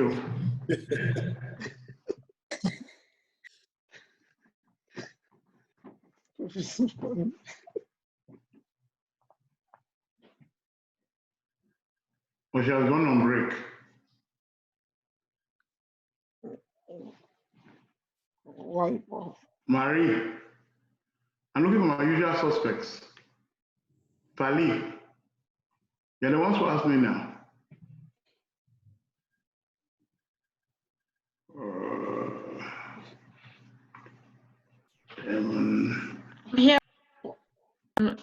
I'm here. I don't have a question now. If I say question, I will ask. With that question, we asked it to Emerald. Emerald explained, but I want you to explain it very clear. If you lost the SP file and the P file, where you can do Fuga, SP file and P file? You can go and create a P file from the alert log. You go to your alert log, it will show you the non-default parameters that every database starts with. You can copy those ones and put it in a text file and call it, name that text file your P file. You start up the database, point it to that P file, or you can create the SP file from that P file and then you start. At least your instance will be up. You can create from and then log. Is that the same answer you got? I think it was the same answer, but she mentioned too for the bash profile. Sure. To bash profile, I think. No, I didn't say about the bash profile. Is it not bash profile? She didn't say the bash profile. Is it Emerald, is it profile? What you say in the Oracle? Someone asked about if you could it's Anita who asked if it's possible to do it to retrieve it from the bash profile, and she said no. I'm sorry, Emerald. You have to be very sorry. No, because you want to put the lady in trouble that they get the parameter file from the batch profile. Every parameter file, every database has a different parameter file. But the batch profile is for all. In fact, that's not for all users on that operating system. Every user has his own batch profile. So it's for the Oracle batch profile. And Oracle owns all the databases. So how are you going to fix that? Do you know what it means, what we mean by the non-default parameters? Fali, yes, sir. do you know where your non-default parameters are? No, sir. No. It's in the trace. Have you ever gone to a log file? Yes, sir. What's your database name? Your server name? My server name is student 116. 116? Yes, sir.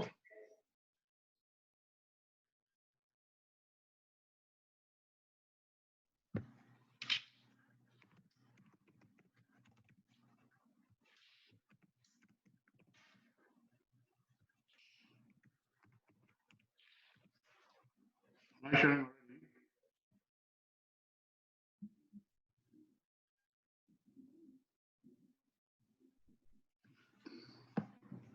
I'm not sure if you don't hear what I say or you hear and you don't want to say anything.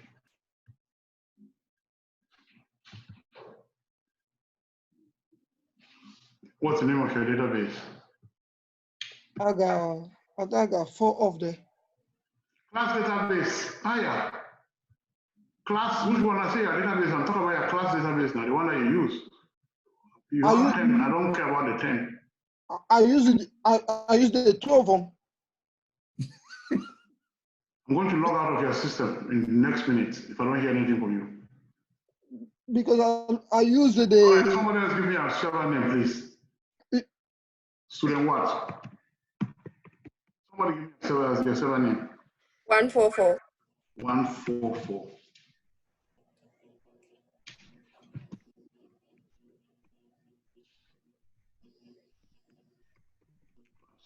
Six.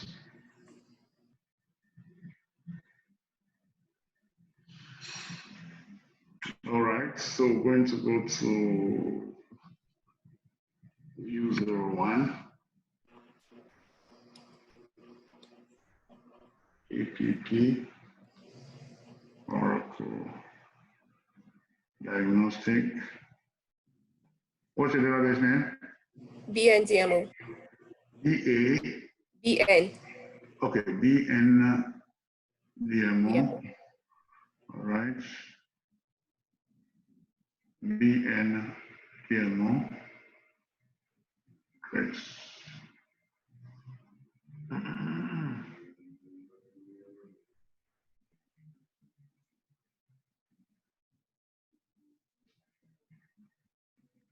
So I'm looking for your alert log file. This is the alert log file here. Alert BNDMO.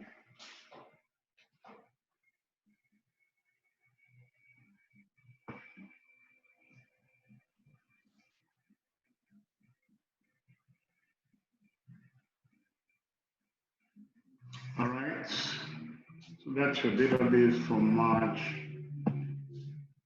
So what I'm looking for is the non-default parameters. When did you last start up your database? Today. So I want to look at the files that you used to start up. So we'll go to look at the parameters that the last time you started up.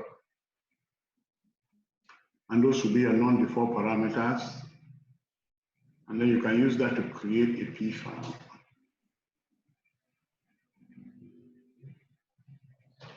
So that's when you start up, but it will specifically specify. These are the different processes that it's starting. You see the process IDs, the log writer, the checkpoint, the SMON, the RICO, the MMON, the MMAN, and so on, all of those parameters. So these, you see these ones here? Let's look at what it says.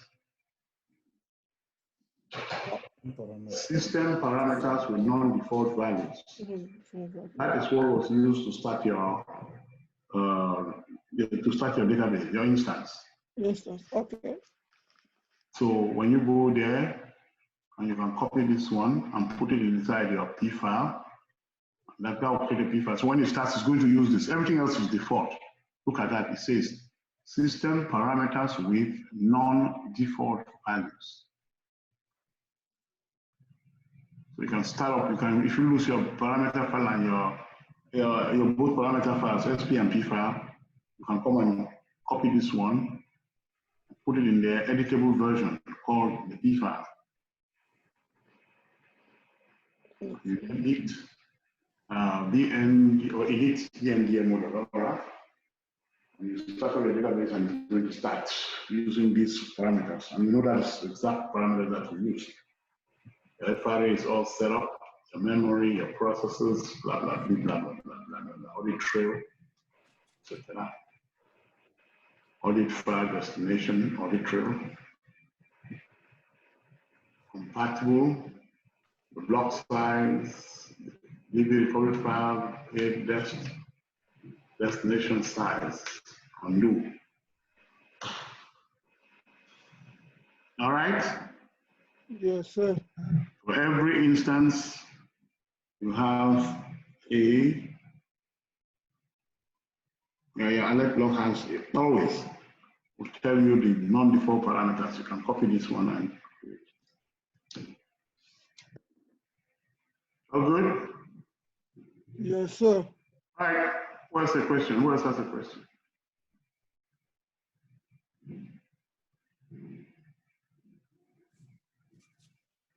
Who else has a question?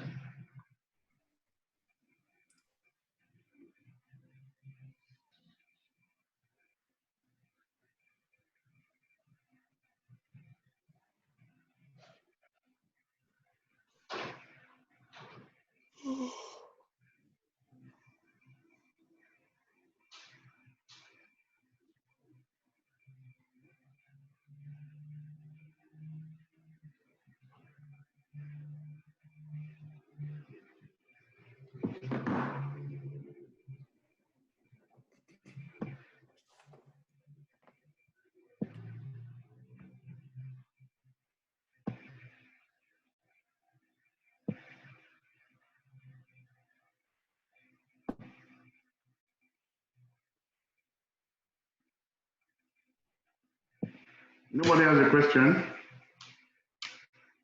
All right. We'll have a very short class, therefore. I have a question.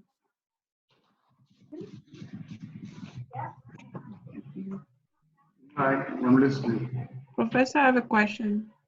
I'm listening. It's about anything. So I was just wondering, so when you log into SQL, why do you have to connect as sysdba? Can you connect as sys instead?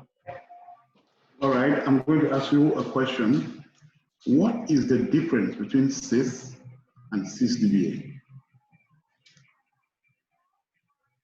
Do you understand? I'm going to ask you a question, and that question is, what is the difference?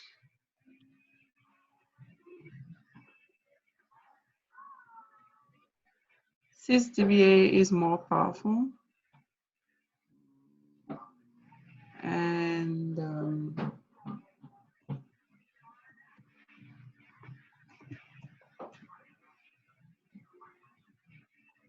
what's the difference between sys and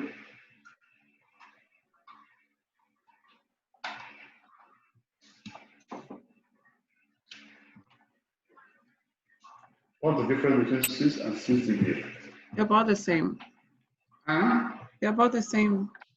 They're the same? They're about the same. So what's the difference? One has DBA attached to it. One is more powerful.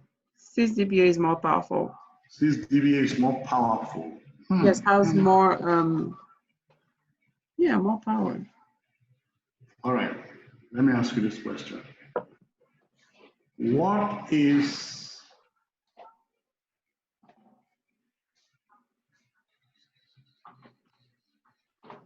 the difference between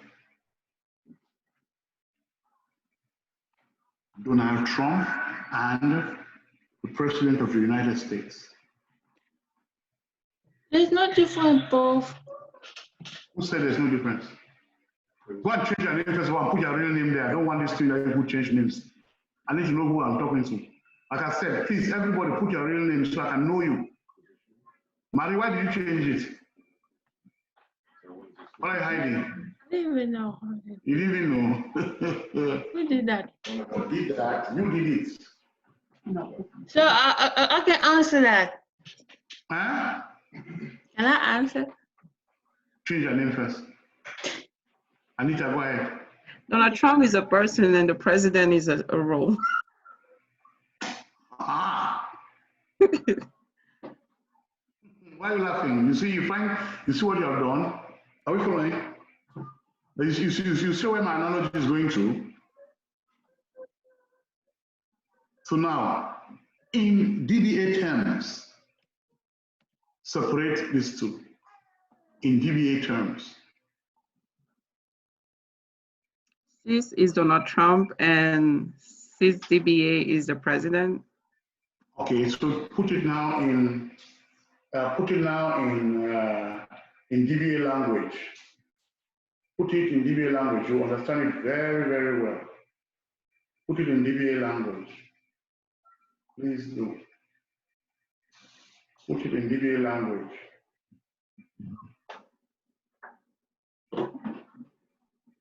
Put it in DBA language. CIS is a what?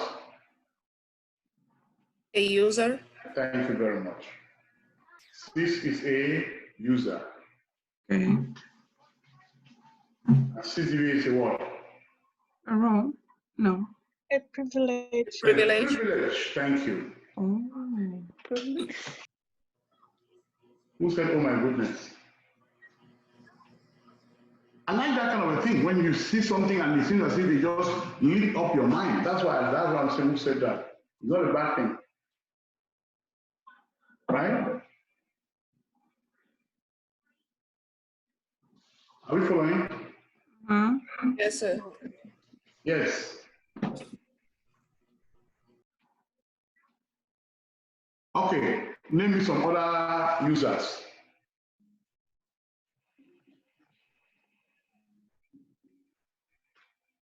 System is a user, correct?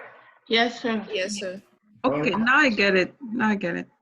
Anita is Thank a you. user. Yeah, CIS system. CIS is the same as CIS DBA. Okay, now I get it. No, it's not the same again. I refuse. Yeah, well, I get it because like when we are connecting into Enterprise Manager, you connect as CIS. You can connect as system, Yeah, you can connect as Anita. If you have the necessary privileges, you can connect as DPAC, you can connect as DB, SNMP, those are all users. CIS, MAN, those are all users. Right? HR is a user. Scott is a user. Right? We have many different users. Some of them are administrative users, some are users that we created ourselves. Let's put an asterisk on our admin users. CIS is an admin user, system is an admin user, DBSNMP is an admin user. Remember these users? When we created the one we're doing what? We enabled the one we're doing what? Enterprise manager, these two guys. They are users. Privileges. Right? Alter any table, alter any role, CIS operator. It's a user. I'm sorry, it's a privilege. Okay.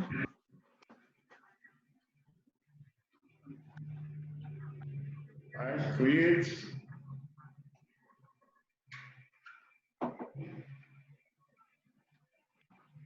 Select. Those are privileges. Does that make sense? So once you connect as 6 DBA, you have you have the highest level of privilege. Does that make sense? Yes, Does that make sense? Yes, sir. yes, sir. All right, question. What is the difference between these two privileges? 6 DBA is a privilege, 6 operator is a privilege. What is the difference between these two privileges? This operator has access to this, does not have access to the schema, while 6DBA does. No, both of them have access to what schema? The users. User. Users. Users schema. Which user is called users? I don't know any user called users. The user and its object. Has done what? What is the difference between 6DBA and 6 operator? I think the 6 operator cannot see the data. And 6DBA can do what?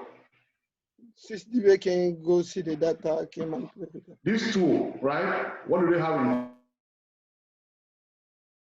common? What do they have in common? They both can do what? Shut down. And start up a database. Start up a database.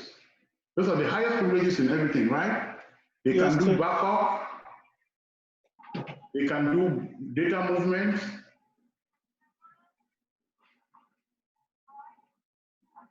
All right. The difference is that Kali is correct. 6DBA can see user data. Remember, I told you that you grant 6 operators to people in China, is it not China? In India. Cannot.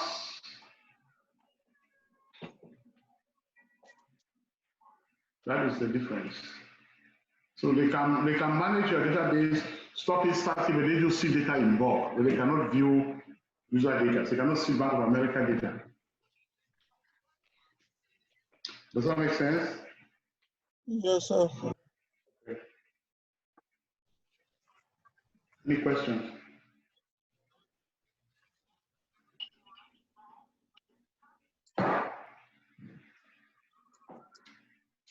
But that is good. So from today, I know that Anika will never look at the two of them the same or different because they are different.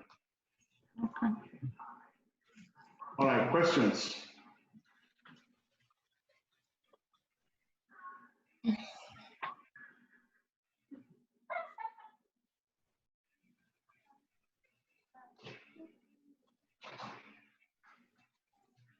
No question?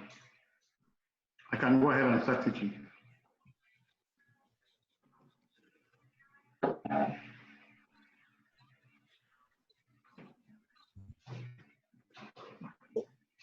Should I? Excuse me, sir. Yes. I got just a little bit confusion. And I didn't get that part. You think speak a little slower. I think I got just a little bit confusion.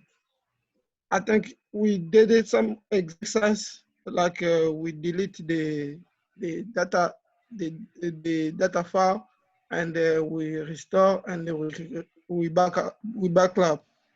I didn't hear you. And it does not work. That's not what we did. We did not we did not destroy database data, then we restore, recover, then we back up. No, we back up before we could even do any of those things. So you must give them in the sequence that I gave you, right? Yes, sir.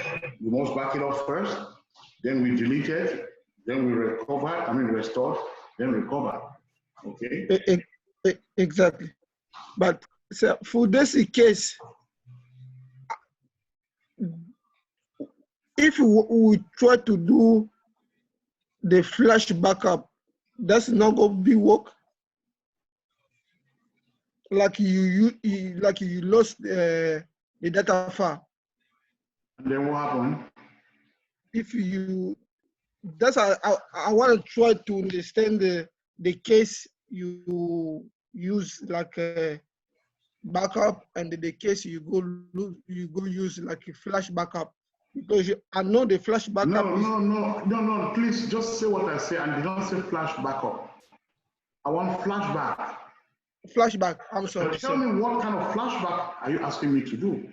And then first of all, you will start by defining what you understand by flashback. Flashback drop, flashback table, or flashback what? Because flashback, depending on what you try to do, is a way of reversing and not going to our backups. It's a way of using undo information. I'm taking a database backwards. We did not go to the backups to go and get it to restore. So I'm talking two very different technologies. You understand what I mean? Yes, sir. Flashback is, I turn my flashback on, I use undo information. Oh, okay. So the flashback version, I can only go and see. If I want to reverse, I can rewind the transactions from undo information, not from backup information. Oh, okay. Thank you, sir. Just that's the confusion gap for the undo. And I'm taking my database backwards. I'm not going to the backups. I can unwind, I can undo. Remember, undo is to undo the things that you have done, previously done. Then you can undo them. Thank you, sir. Thank you so much. You're welcome.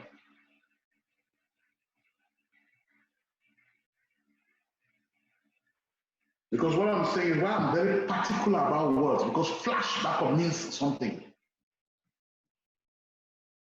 Flash backup means something. So when, and I know you have not thought that, but if you want to say flashback, say flashback.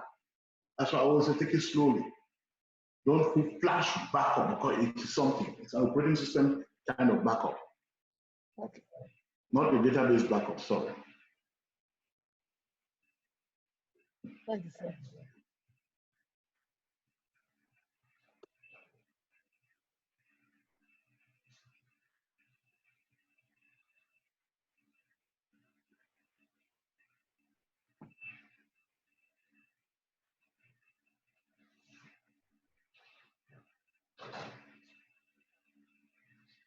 Questions.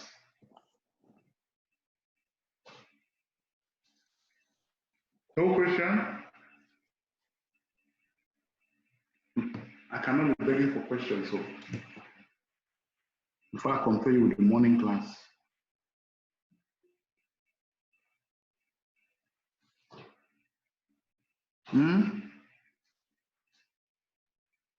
They did not allow me to teach today because everybody brought every question from every angle. I fixed everything to the last hour. That's only when I taught.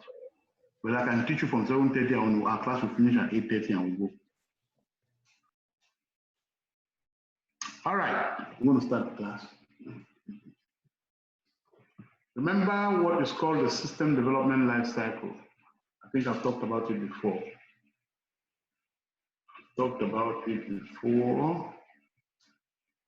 I'll save this as what? CDB. CDB.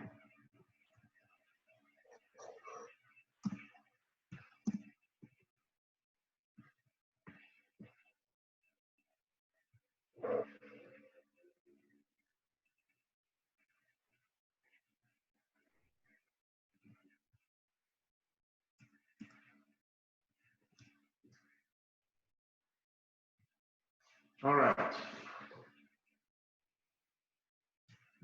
I have what we call the system development life cycle, and I've always talked about it because a lot of our work, a lot of what we do on the job has something to do with the system development life cycle.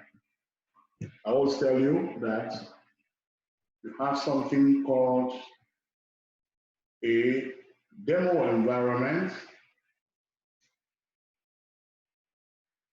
which is a vanilla product.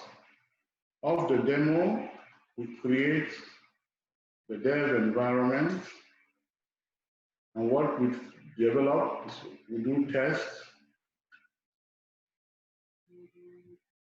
and then we do UAT, and eventually we bring it out to production. Have you ever seen this thing before? Have you ever seen this kind of diagram before?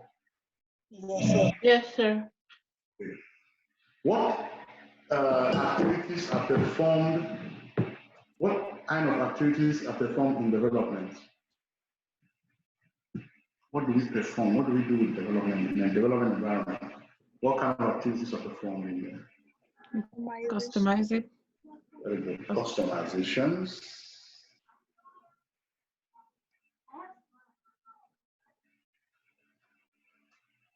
Customizations. What kind of activity is performing in the TST environment? Testing. Testing. What kind of testing? Unit test. Unit testing. And what kind of testing is performed in our UAT environment? User acceptance testing. Very good. User acceptance.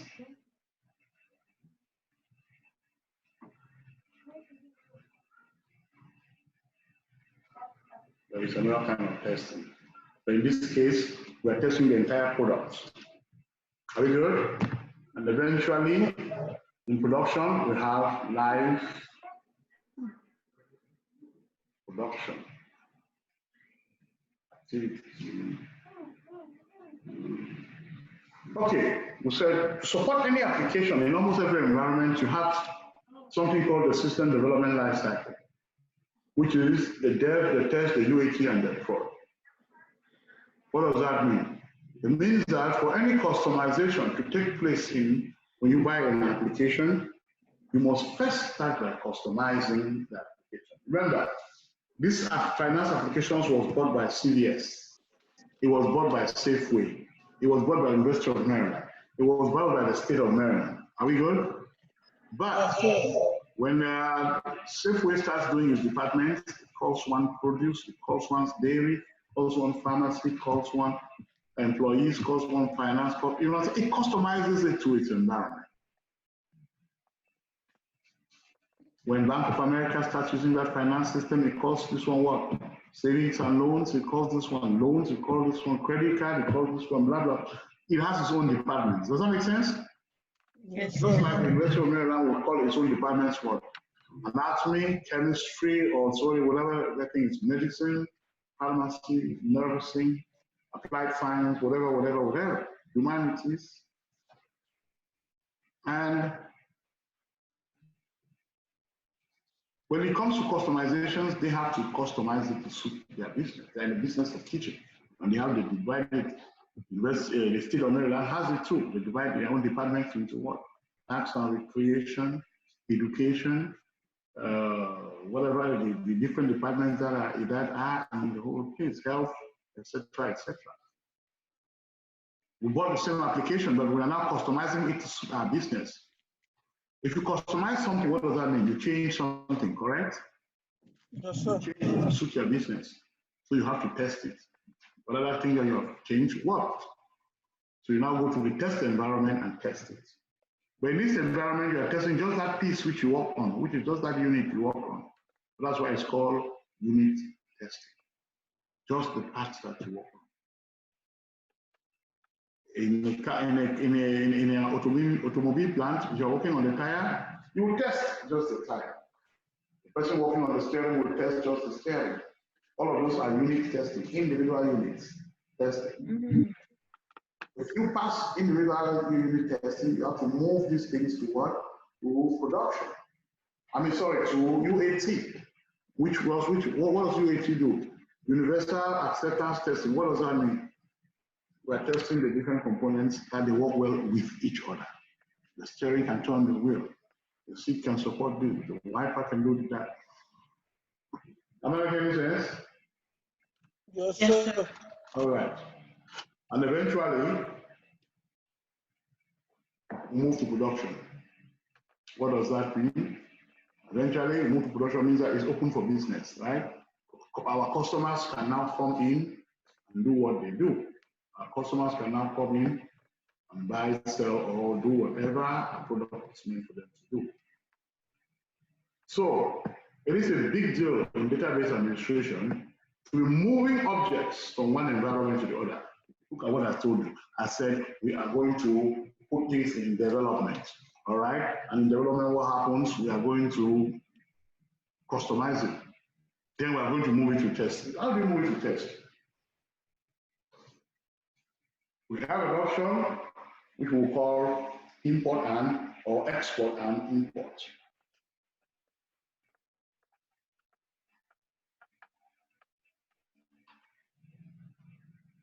So we have these objects here. Let's assume that we want to take out a table in development, right? Well, in fact, let us create a database here on the server.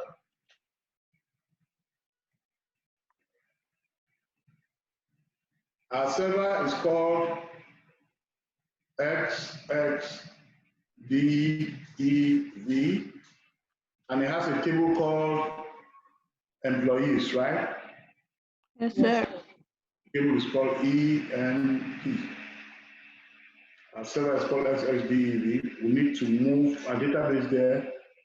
We need to move that object because we have done some customization. We have added social security number to that employees table. We want to move it to our database in XXCSC. That's our new database. An option that we have is to export out that table called EMP. We'll put it here. And when you export out of a database, it must, the file that it goes to must be called a dump file, .dmp, a dump file. We can now take this emp.dmp and we can take it inside the database called XXTST. All right, emp.dmp. We can import it now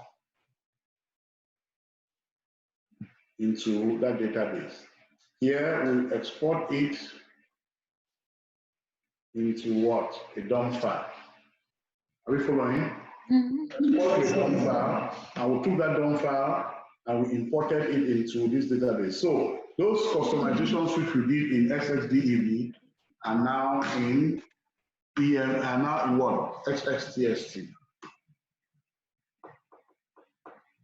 Are we following? Yes, sir. Well, XS, we can really change our XS. Let us change it. Let us call it HR, so that you can start understanding.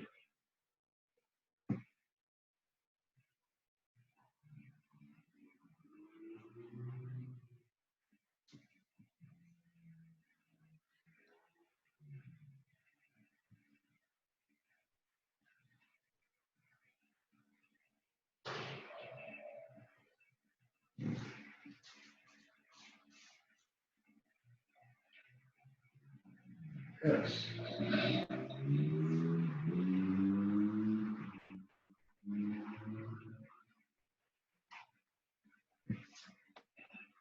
We exported out a table, and we can also import that table. So export and import is a utility in the database which is used for import and export. Export and import became very, very popular in these moving objects. Very everyday use of your database. You're moving in and out, moving data in and out. So after moving this data in and out for so long, Oracle developed another product called DataPomp. What does DataPomp do? DataPomp do import and export, but it is just it's a faster tool, it's a better tool, but it does the exact same thing. But it has a few more capabilities, but it is faster. So we built up another engine doing import and export. But this one we said it is faster, it is more customizable, it is a Ferrari. If this guy is import export is a Hyundai. Not to insult anybody who has a Hyundai. But the DataPomp is a very, very, very, very, very much more improved product. The bottom line is that they do the same thing, which is what? In exporting objects and importing objects. Are we following? Yes, sir. All right. As a database administrator, there are certain things that you can export and that you can import. So you can export and import. So Data form, import, export is good for tables. So you can export tables and import tables. You can actually do a user and its objects called what? Schema. You can export a table space or you can actually import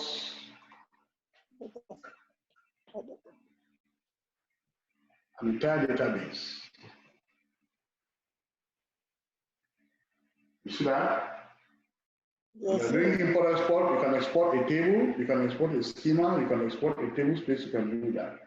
So what is an export file? It's an export of, it's a copy, but note that it does not copy that table to put in a file. It puts it in what? A dump file. So you don't export a table, you just call it, you must call it a dump file.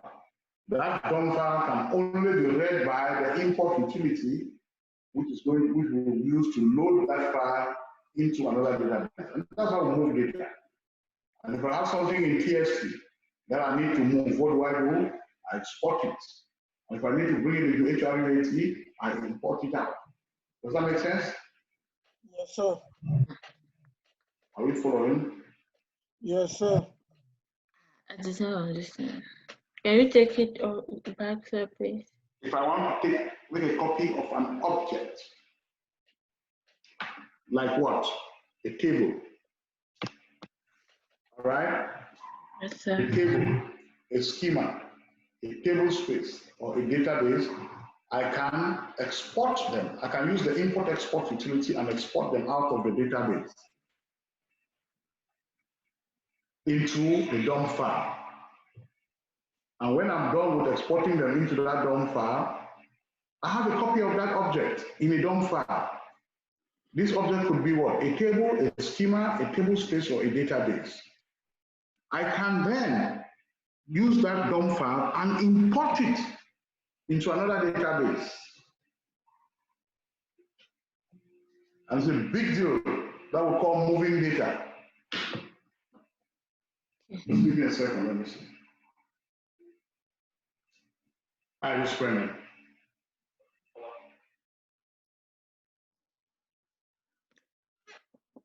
Oh, it's cool.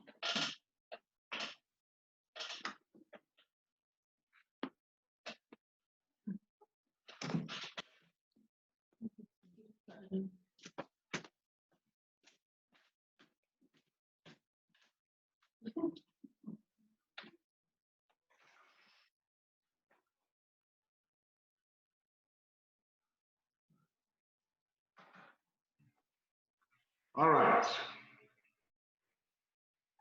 So you export out a table, a schema,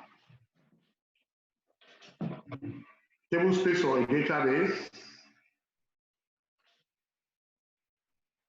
and you import that one into a table space. So it's a way of copying out a certain object. When you are exporting out, you have the option to do that with the table data or without the table data. Comprende? When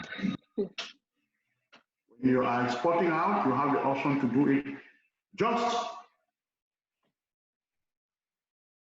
without the data, or you can do just the data. You can actually do the data only, you can do metadata only, or you can do both the data and the metadata.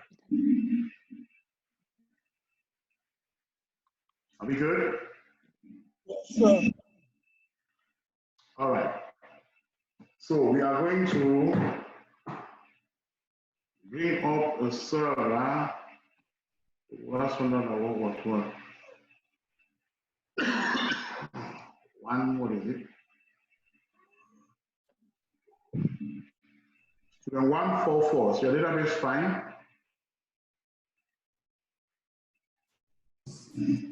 So, sir. Huh? I think so.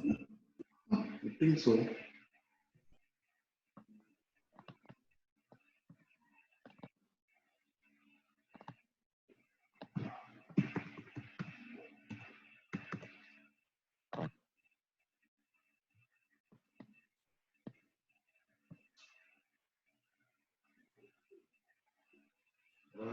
want to practice the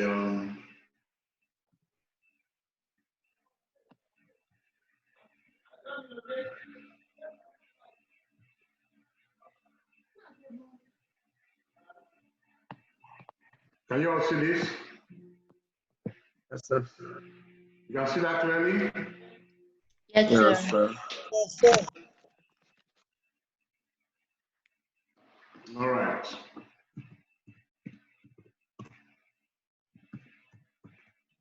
Class 26. Okay.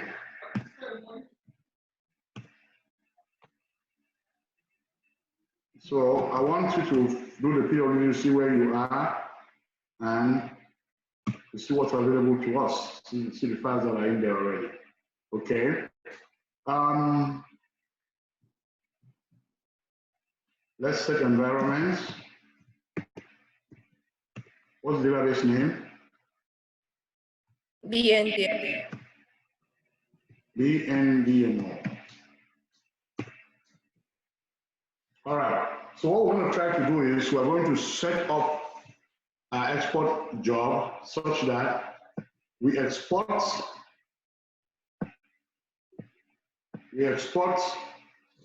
a table. Our first export job we want to perform is exporting a table. What table do we want to export? I want us to export scott.emp. We know we have that table, right? Yes, sir. That table is called EMP owned by Scott. So want to export it into the operating system. So I'm going to start. To call up the export utility, you are going to type EXP. Enter. EXP calls up the export utility. To run the export utility, you must be system or someone who's granted the export database permissions. System has that, so we're going to log in as system.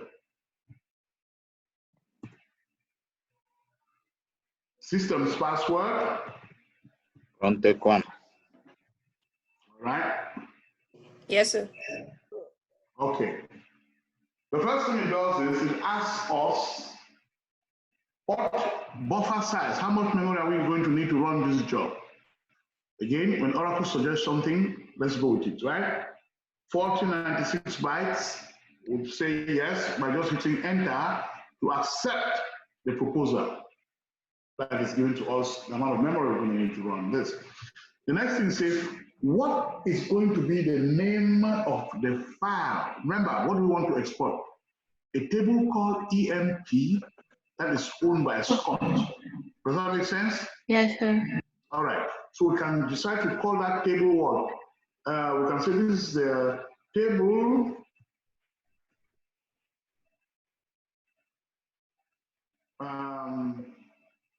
underscore EMP, or you can do EMP table, but it must end with what? .dmp. It must end with a dump file like .dmp. If you see the example that he gave us, he said this export file is called expdat.dmp. So we can name this anything we want to, but I want to name it such that it describes what I'm actually trying to export. So table underscore emp.dmp, I hit enter. All right. It says option 1, are we trying to export the entire database? Is that what we're trying to do? No. Option 2, we're trying to export a user and his object. Is that what we're trying to do? No. No, sir. Option 3 says we're trying to export a table or tables. Is that what we're trying to do? Yes. Yes. So we're going to take option 3 and we're going to hit enter because it's a table that we're trying to. It says as you're exporting this table, do you want to export the data in the table as part of the export? I say yes, I want it. All right. Do you want to compress the extents as it exports? It's a good habit. We're saving space by compressing extents. Yes. It says, okay, I have the information here to export a table. Give me the name of the table. Note, I'm logged in as the user system. So I must specify what? the owner of the table. Are we following? Yes. Scott dot EMP. EMP. That's the name of the table. And I say enter. It exports it. Almost begins exporting table EMP. Said user changed to Scott. I exported 14 rows. So that table has 14 rows. I've exported all of them.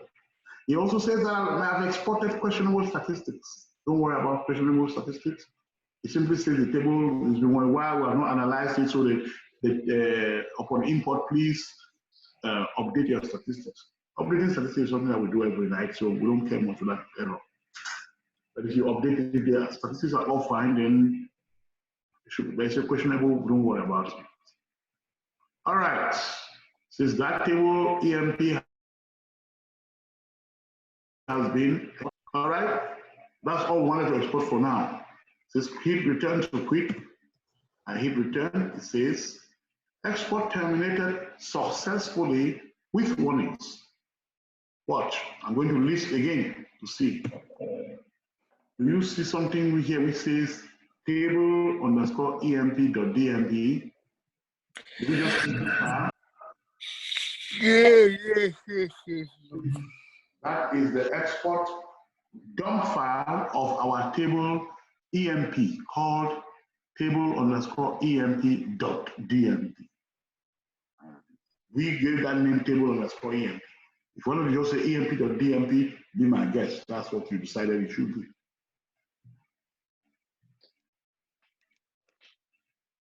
I'm going to try another one.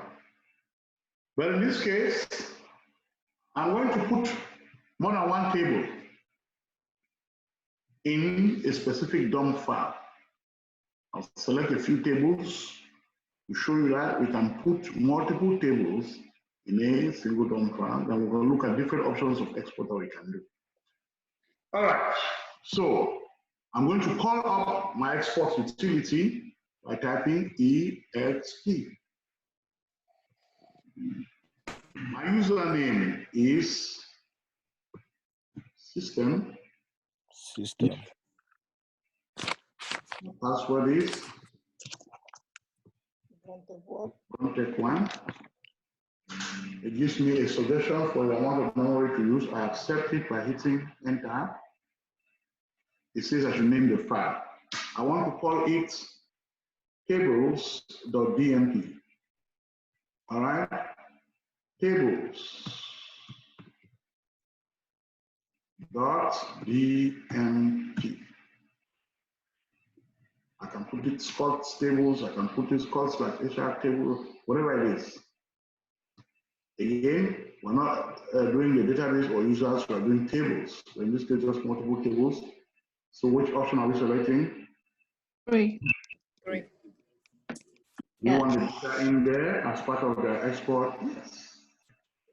So it doesn't just export the schema, the structure, it loads the structure with the data as well.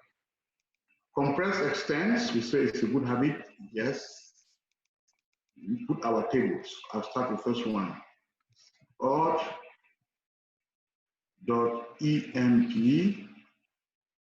enter.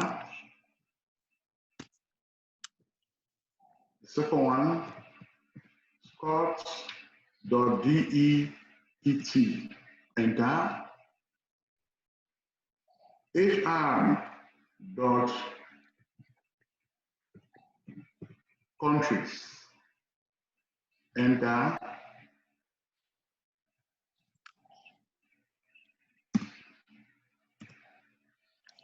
.regions. Are you following? Yes, sir. Okay, so we have 4 tables in there. In that dump file, 4 tables of DMP. And I hit enter. Terminated successfully with warnings. Are we good? Yes, sir. Do we see that dump file? Yes, sir.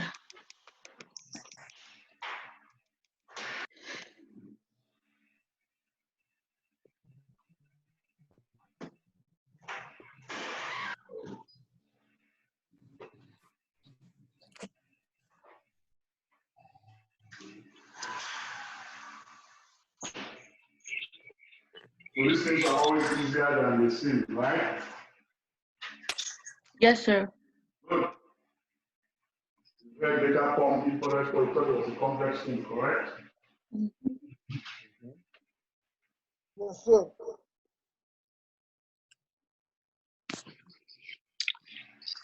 Now you see that it's a piece of cake.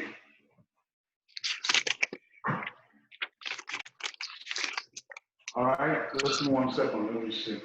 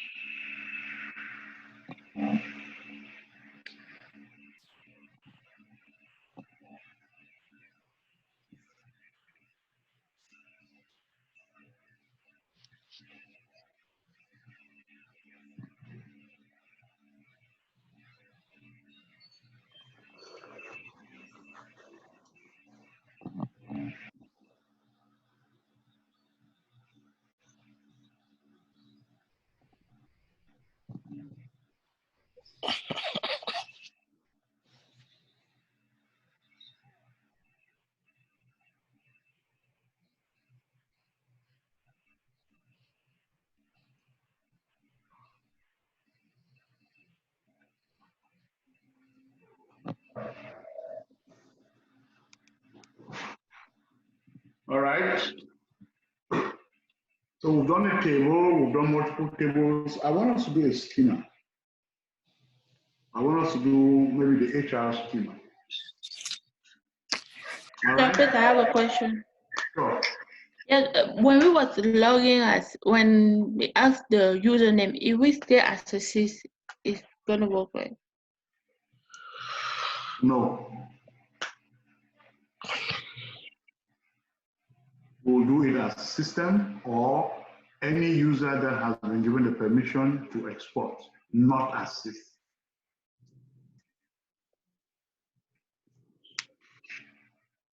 Right? Yes, sir. Now, Yes, sir. ask questions, the rest are just sleeping and yawning. Okay. Excuse me, sir. Yes. Excuse me, sir. I'm meeting myself. Just a little question. And while you make it the first transaction, the first transportation, is while you listen, we see everything here. We see the table here. But when you do the second time, like you do like HR, country, return, region, but we see just the table that DMP. All of them, they see transportation, it goes to the same directory. I did not understand your question at all. Take it again. So this the second transaction, The first one, talk what happened with the first one. The first one, it was when you listing, we saw that here. The first one, we saw that here. So the dump file should be table.emp, correct? Yes, sir. Yes, sir. This is where we specified it. Yeah. Table.emp. Yes, sir. When we came here, we saw it. Yes, sir. Second one, we launched export. we said the file should be called tables because it's multiple tables, right? That was Yes, the, sir. that was the purpose of our exercise. The DMP. We came here, it exported the different tables that we specified. And it give us tables of DMP. Question? Okay, sir. Follow from this one we do here is go to the table DMP. So I think his question is all the tables we've selected and exported, are they going to that same file? We decided that that's where it should go. Okay, sir. Thank you. We're going to do multiple tables. Which one is bigger? Which one is bigger? Tables.dmp or table_emp.dmp? Which one is bigger?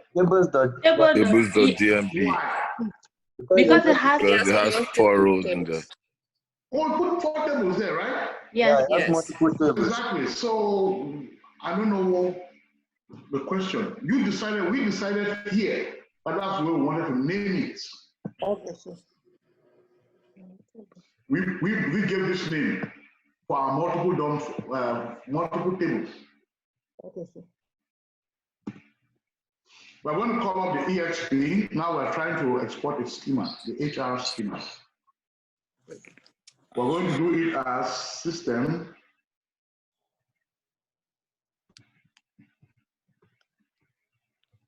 Don't take one.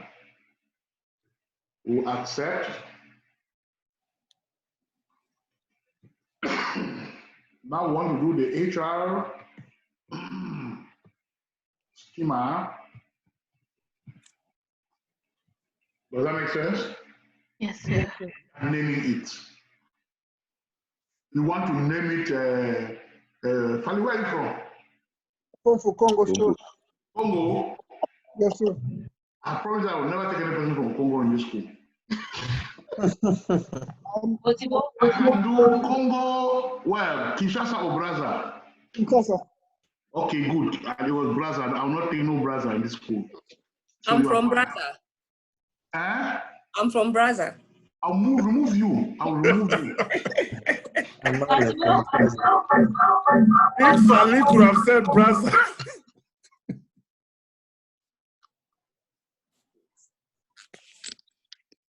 Nanatu from Brazza. I will remove you. We have Changda name from Chang. All right. HR_schema.dmp. That's the name of our DOM file. Look at these 3 options. Which one are we trying to do? 2. A user, right? User. A user. That's a schema. That's a user and its objects. We'll go option number 2. You see, now it asks a different question. Do you want to export the grants? We know the user has permissions granted to it, correct? Yes. Export grants, we say yes. Including the table data, yes. Compress extents, yes. Who is that user that you want to? We said it will be HR, correct? Yes, sir. All right. Okay, and then it says that's just that one. So enter. So quick. Now it starts its exporting. Create schema. Create schemas. Now it's checking about HR's objects. Now it's this table. The rules. Export that one. Tables. Views. Now it's looking for views. Look for everything that thing owns. Triggers. All kinds of objects. And eventually export terminated successfully with warnings. List. Do you see HR_schema.dmp? Yes, sir. That's how you do an export. Are we good? Yes, sir. Now I want to put in multiple schemas in one DOM file. I want to put in multiple schemas in a DOM file. I want to put Scott, and I'll put HR, and I want to put DPAC, and I want to put what else? We'll figure out one else. EXP brings up my export utility. username, system, password. Let me use my thing. Hi, I have a question. Who is that? I have a question. I have a question. What's wrong with you? Are you in the waterfall? Who is that? Vianney?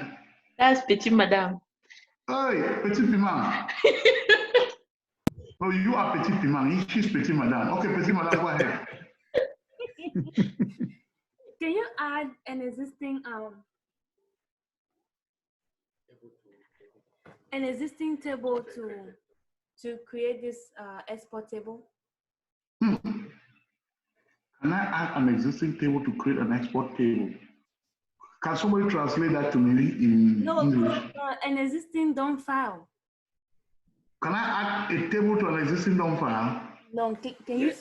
Yes, sir. My question is, can you use an existing DOM file to export the tables or the schema you want to do? No. Thank you, Natu. No. It means that, okay, I already have a DOM file, right? Yes, sir. Can I take something and add it into that DOM file? Yes, sir. No, when you write that program that can do that, then we'll really appreciate you. Nice.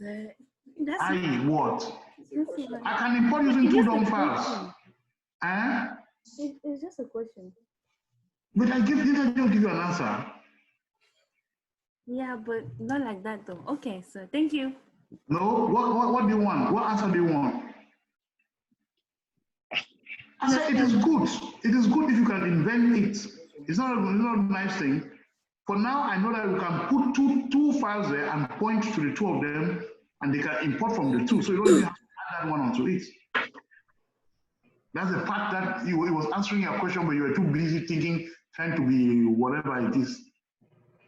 And you can, if you export this, right, you want the two of them to be together, export another one. When I'm running an import, I can import from both of them. Okay, sir. That's the part that you're not listening to. All right. I will accept my buffer size. Then what was our goal? Multiple schemas, right? Yes, sir. Multiple underscore schemas dot en. All right. I want the name of my DOM file to mean something. You understand? If you look at this DOM file now, you can know that at least there are multiple schemas in there. So what option are we taking? Option number 2 from schemas. One data in there, yes. Grants, yes. Because all our users have permissions, so we want those to come across from press extents, yes. So we say the first one will be what? HR. The second one will say will be what? Squad. Then we'll say DPAC. What else? System itself is a schema, right? Yes, sir. Yeah, so we can put system there. All right. So we'll do this for. All right. We'll take it start now and export the 4. Telling you that, and then exporting them. We can go through the list. You'll see does it one schema, then the next schema, then the next schema. And if the schema does not have objects, I'm going to export it. This is system schema.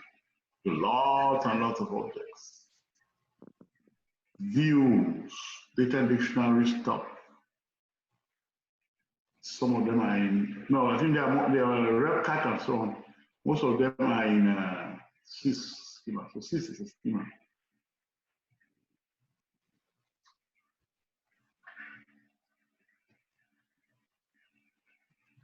All right.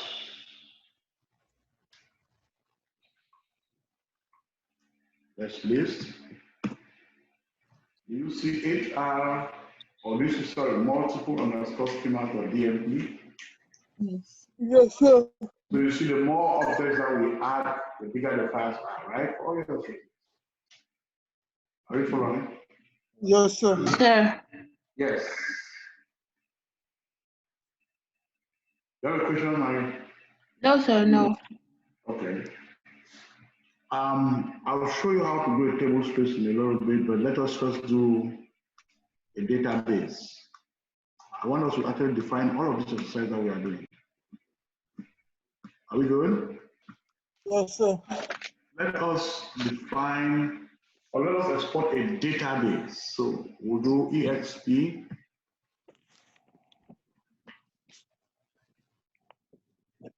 username system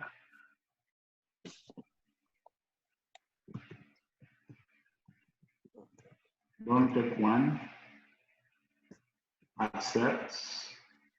We'll call it full. Now, what's the database name? Is it BNDMO? BNDMO. Full BNDMO. You must end with your what? BMP. But BMP as a dumb file. Perfecto. So, which option? One. What branch? Yes. Yes. All right, so it's exporting our entire database. If you look at it, we'll go one schema by the next schema, and the next schema, and the next schema. Sure. At the end of it, we're supposed to have a full database for DOM. Full DB.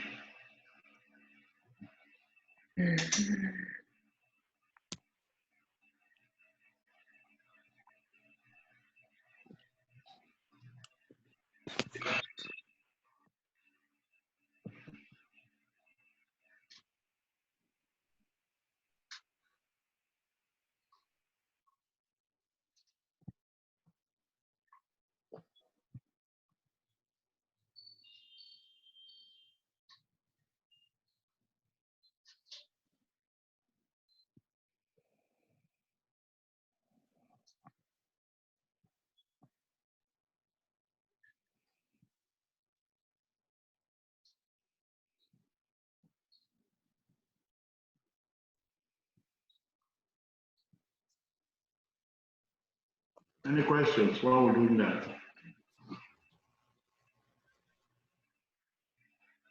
Any questions?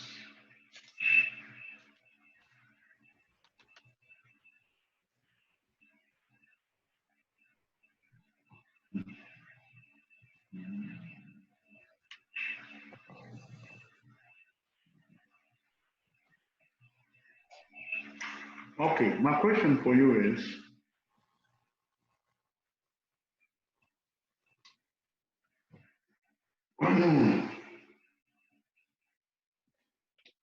when you copy data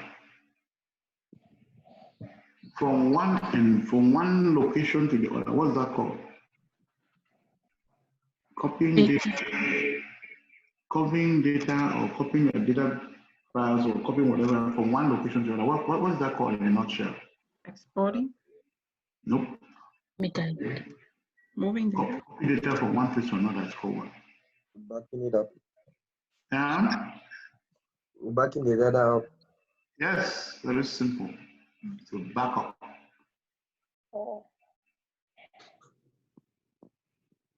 Copy data from one location to the other is backup.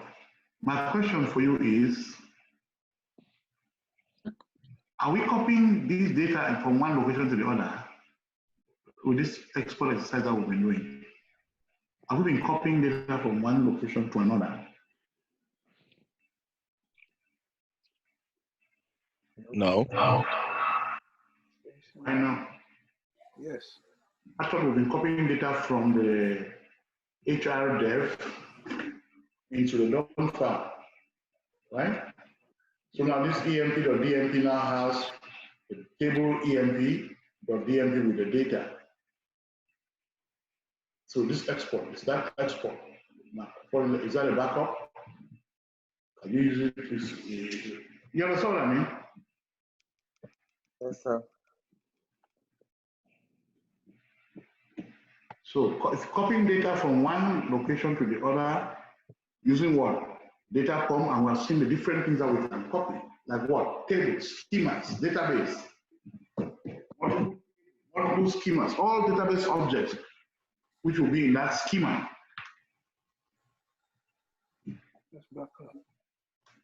You agree this is a kind of backup, right? It's a type of backup.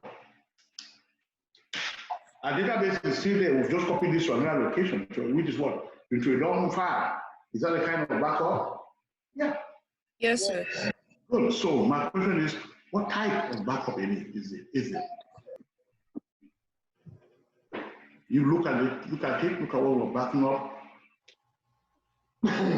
All right, let me ask you this question. The backups that we have been doing the past couple of weeks, what have we been backing up? Data file. Yes. Not even just data files. So backing up files, because we also back up control file and parameter files, right? Yes, sir. But what have we been backing up? Files. Predominantly files. Question, what are we backing up now? Logical backup, sir. Because of what? Why do you Because call it of logical backup? table. Because of the table schema, table space, they are logical. Objects. Logical file. Logical objects or logical storage structure. They are logical components of the database. You are very correct. Thank you. What is a table? A table is a segment. That's what it is, right? Yes, sir. And you simply give it a name called EMP. But what that table is a segment. Simple. What is a schema? A user and its objects. What are all of those objects? Logical structures. So this is a logical backup. Physical backup. We're copying files. Be it data sets or backup sets or image copies, they were files. Oh, yeah. Yes, sir. Yes, sir. Yes, they were files. And now we are not doing files. What are we doing? We're putting the whole table in there. We're taking multiple tables in there. We're taking the schema in there. So they are what? Logical backups. We don't want to put it inside our backup strategy, but it is necessary. Backups are not only needed, as we know, for restore and recovery, correct? We can use backup to create a database as it existed at some point in the past. Does that make sense? Yes, sir. Somebody says, I want your database as it was 14 days ago. What do? You go to what? To the backup. Who said to the backups? If someone says, I need your database as it was 14 days ago, your retention policy is 7 days. What do? You go in the backup of the backup. Yes. So don't say go to the backup. So go to the backup of the backup. I didn't finish my answer. Oh, really? Wow. Lucky you. Didn't finish my answer. Keep it half like that. I will see whether you pass the exam. I can give you for this week. If you can't finish it next week. So you go to the backup of the backups and you create a database that existed 14 days ago. And now you have what? All backups. The old database. So it's not just to restore and recovery. We can use it to troubleshooting, to find data, create databases that existed in the past. So this is what we call logical backups. Excuse me. Yes. What is important for the logical backup? Is it for the maintenance? Say that again. What is it important for the logical backup? For the maintenance? Look at what I told you right here. What I told you that I fix an object in development. Yes. I have to take it to test it. What did I do? I exported it out to here. I move it here. How do I move data? What is today's topic? Data move.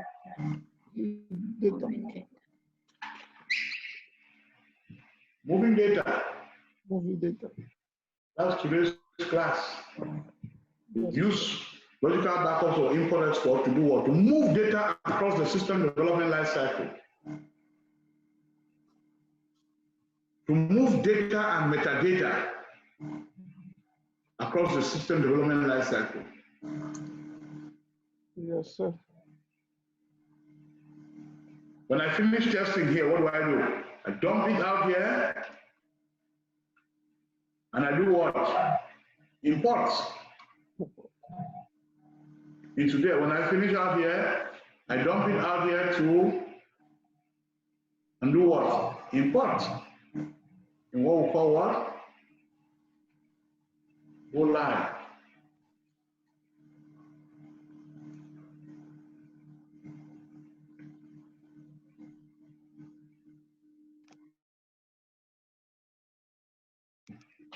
Are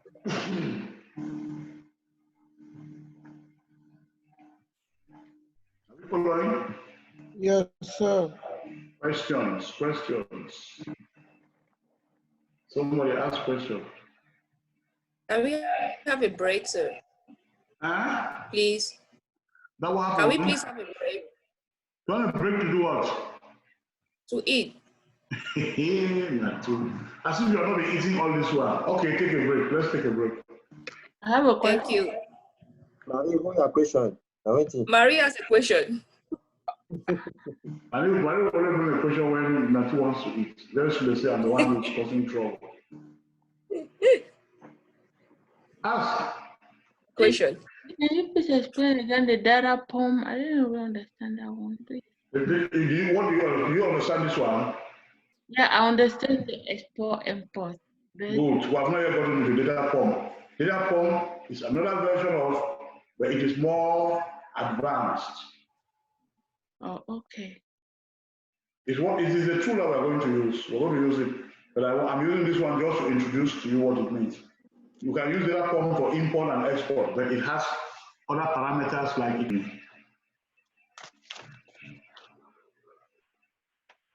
Full database export. Questions?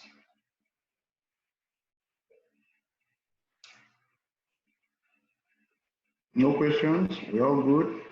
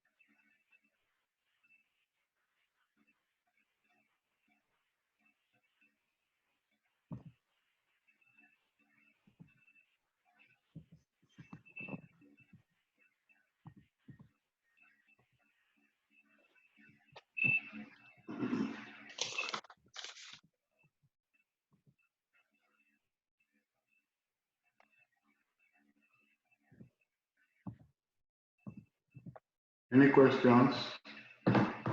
People, questions?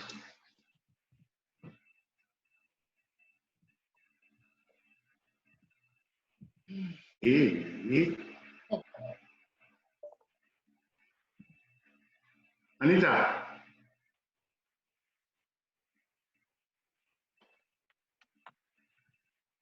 She's running in.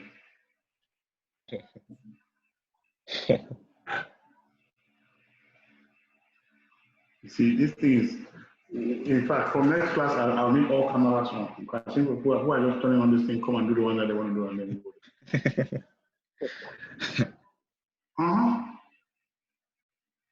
Good idea. Good idea. Yes, I think all cameras should come on. Those I did not tell you. You said it.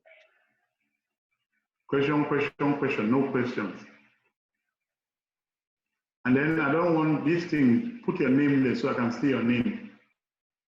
And I can know who those who are in the class. Some people are in the class, they don't talk, they just attend this thing, you know, just turn it, camera on, show that they are on, and then they go away.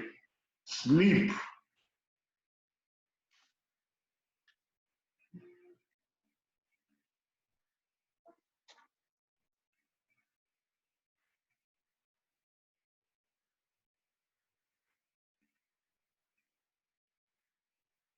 You see? Weird people. Nobody's talking. If you guys don't talk, I'll end this class right now. But I want to also, when I say I'll end it right now, I also want to remind you that I finished the morning class at 3. Because everybody has something to say. Everybody wanted this. Why would not? So I was fixing this class part I have just finished. I ended that part at 2. But we just said I should continue so that everybody, but I stayed in that class to 3. Some of you do morning class to see how it is. They're asking, no one person. 20, why? How come I did this? Mine is wrong. Mine is, so I can go there and they can see troubleshooting, and I've got troubleshooting the whole class. So if you're not doing it, I'm getting confused. They attempt to answer questions, answer it wrong, but nobody's afraid to be wrong. They're not afraid. You seem to be you are afraid to say, if I say no, it's not correct, they come to go, that's the answer, it's not correct. People have the question, but they don't want to ask. Exactly, so that's the problem. So how do we learn as a class? The question that I asked Emerald, I have some problem during the weekend to get in my database and interpret my database. She showed me how to fix it. Good, that's fine. But I'm saying, are you the only one with a problem? Some has the same problem, but they don't want to ask. They have problems. They don't want to ask why. No. Maybe I'll stop teaching evening class and then some other person will take the people. If that's the thing, because I'm not getting issue, I'm not getting any answers. Professor.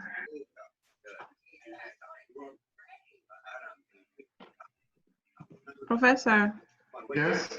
Okay, so I don't know if it's because of you, but this weekend my backups failed. You don't know it's because of who? Of you. What happened like when we were doing the cloning? Yeah. But my backups failed, and it said something about there was not enough space. But then I remember you increased the space, so I'm not sure what really happened. Maybe the space that we've increased is not enough. Have you gone to your sister? Have you gone there and checked? Yes. So it will, and I increased it again. You increased it to what? To 50. I increased another 50. Well, actually. Did you delete your obsolete backups? No. Why don't you now? What is your listing? 61. I already fixed it. I already increased it. How do you know the backup ran successfully? Yeah, I did a full database backup. After you fixed it? Yeah. Okay, so that is good, but you don't know if you will continue running. But I'm saying that to be cautious, just go ahead and try to, let's see, how much space do you have? I'm not sure. You cannot run a database on not being sure. So how do you delete obsolete backup? I'm going to log into our system now. Yeah, that's a question. That's like them to answer. 61.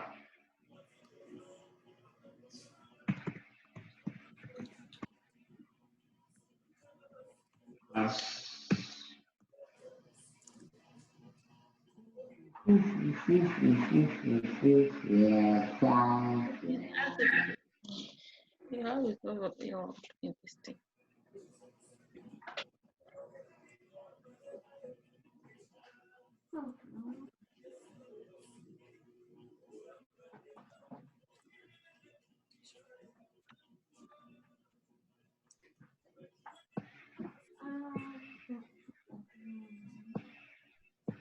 What's your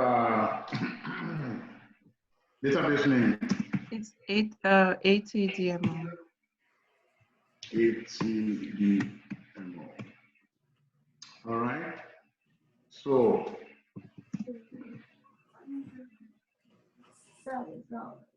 we're not having space issues, but I can see almost 48% of your data is being used. So let's see why.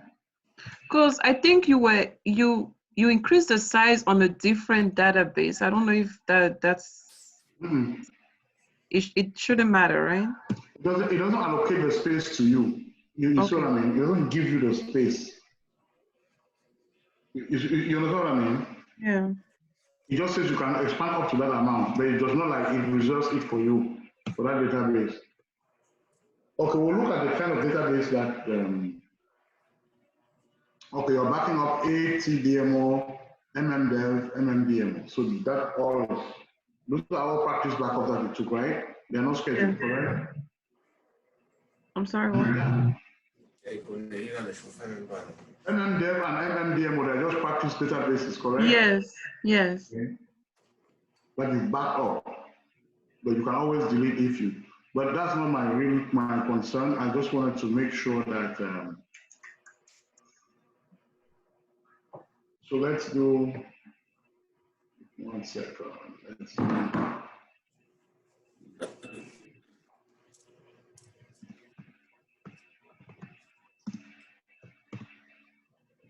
Sherry. And also I noticed because of that, like my database couldn't open. So like When you're out of space, you could not open because you do not have this thing.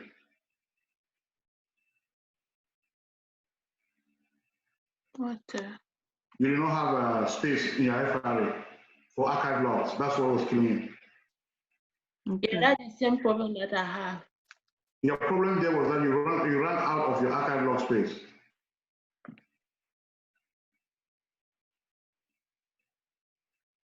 So should I like decrease the retention policy maybe? The retention time? You can reduce it maybe from 7 days to 4 days, right? Okay. All right, so we can do delete. Let me look for all obsoletes.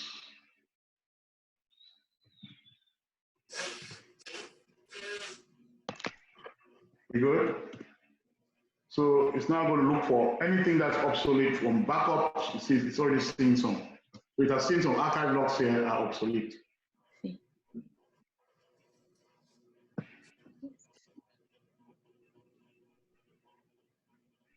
You see that? Oh, okay. You see all those things? So it's asking you that, wow, Anita, are you showing the archive logs? Okay, these are data files. But sir, it's not because of the retention policies. Yeah, because these are older. But it is keeping it for 7 days. This is older than 7 days, right? Good, so that's why I think obsolete now, it must be older than 7 days for it to be obsolete. Okay, yeah. Right? So, sir, if your archive log is full, you can just go and delete your obsolete. Yes. Obsolete means that delete everything that is older than my retention policy. But I saw some that are dated today. So are you going to delete those too? Which ones are dated today? Like if you go all the way down. See, these ones. You really want to delete above, delete the above objects. No. How would it be put today's data back today's as obsolete?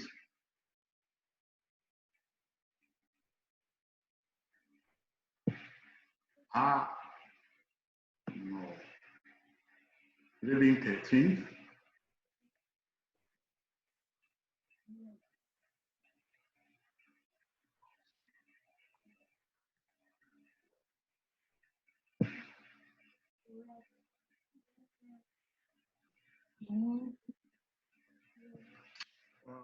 Let's see.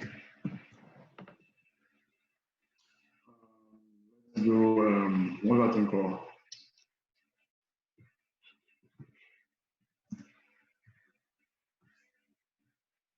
Let me see.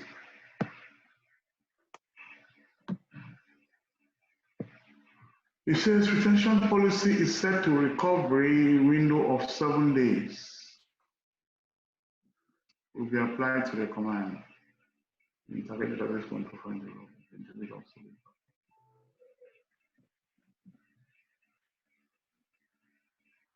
Third. So this third is fine. Obsolete back.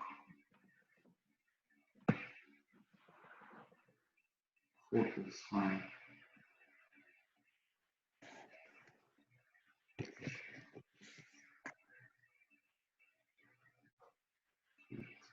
Six, 7, 8, 9.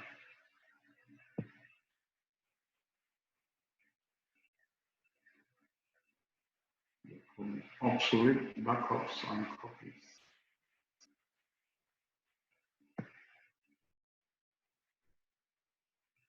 I don't like that.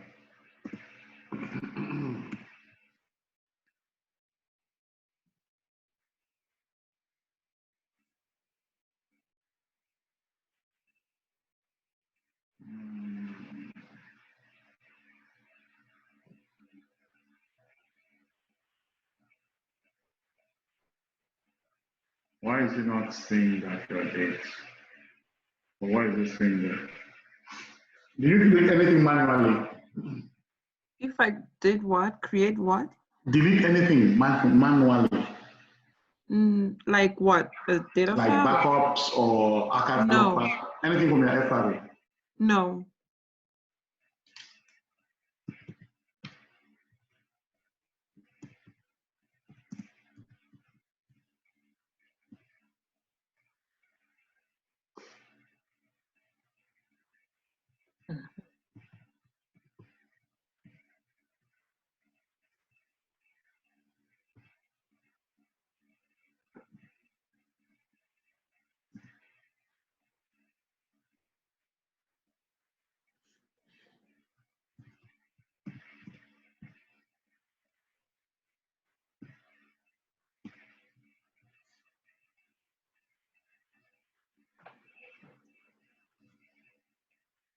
Okay, cross check one.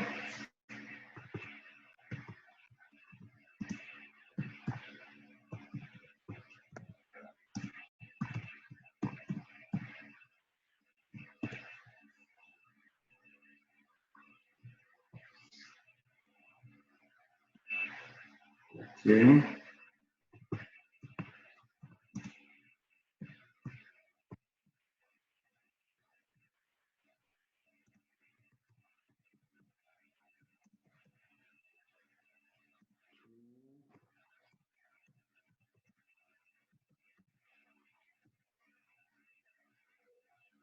Until restore points.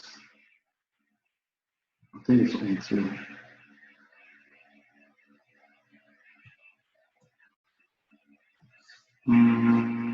Delete obsolete backup.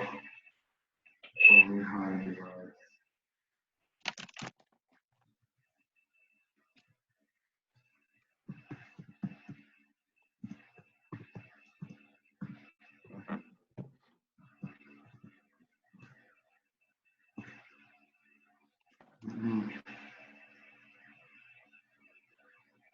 I delete obsolete backup.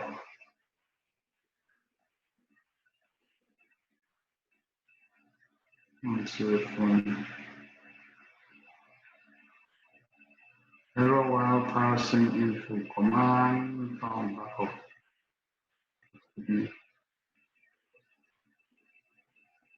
Backup to restore point. Complete backup until restore point. Until restore point. Yeah, for some reason it's not seeing the. It has it set to 7 days. Why would it delete everything? We usually want to delete the above objects. They're not obsolete. So some timing is not right. What backup did you do today? You said you did manual backup. Yes, I did a manual backup. Ooh, okay, let's see. Let me go to your enterprise manager.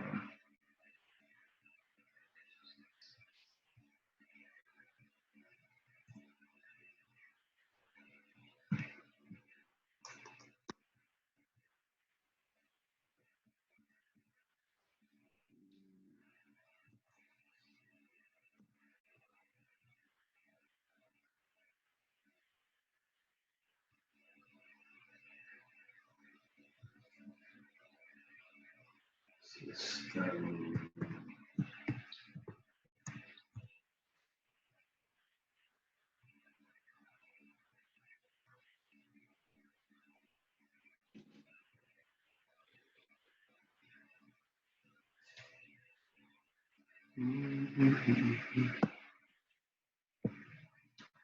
What's this? Is that your database is?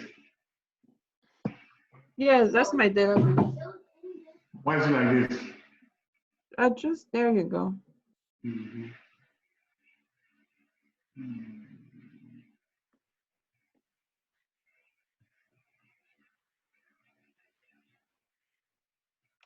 Okay, you did this one manually. Yeah. Right? Okay. Okay, so it's failed on the 10th. I'm sure your database was down, or maybe because it was full. But you did Yeah, not it know. failed on the 10th, the 11th, and the 12th. Where are they? If I you saw show it me here. in the alert. Oh, okay. All right. Maybe the database was just down. You didn't bring it up yet. Okay. Okay. I don't want to delete that because you don't want to delete things from today as being obsolete. Not sure why it's saying that. But I want to make sure that you see how you can monitor the usage of your FRA. It failed because of your FRA being full. You said it mentioned archive things, right? Sorry, can you say that again? So you said you mentioned something about archive logs, correct? Yes. So archive logs simply meaning that they could not write to archive logs. The database will hang. That's what we mean by it failing, but it will hang. But every job will fail. Okay. So now I'm here now. I'm confident that look at usable. You see, you have 27 gigs. How big did you make it? 50, correct? Yeah, increased 50. But then when I went there, the size was 25. So I'm not sure because you increase it to 50. So I was like, why is it still 25? Because you have you're not back up only one database. You're backing up 3 databases. Do you understand what I mean? Yeah. You're backing up 3 databases in there. So while it has this 27, because it's considering only this one database, that's why I went here.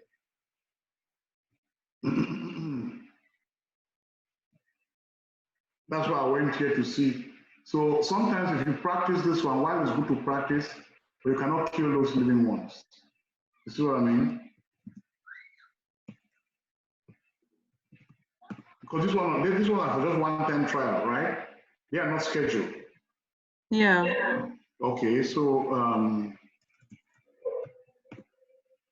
so if you do a CD to mmdev,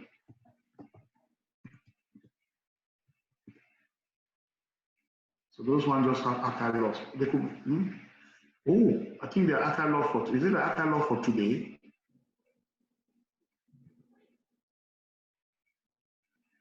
Okay. Looks like it. You understand what I mean? Yeah. It's not. So those ones that it's seeing there. So let's verify. We can always verify. Because remember, I backed up this morning. So. You backed it up this morning. Yeah. Okay.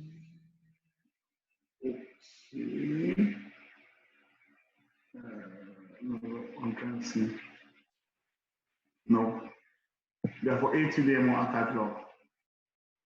So you backed up this morning. You did a full backup this morning, right? Correct. That's why it's doing that. So it's telling you that, and you did not let it do that. That's why I want you to leave it back up. with that 7-day policy. You understand what I mean? Yeah. Because that full backup that we did, it seems that Arman is breaking up the cycle of the scheduled backups. Wait, so that means just because I did a full backup is not going to continue with the regular backup?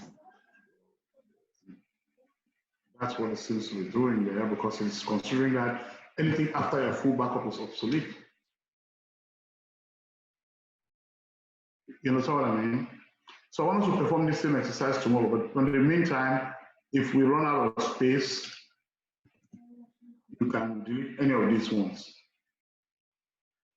So you advise me to just check tomorrow morning to see if Yes, it ran? I just want to make sure that, yes, I just want to make sure that these guys are not taking up all the space.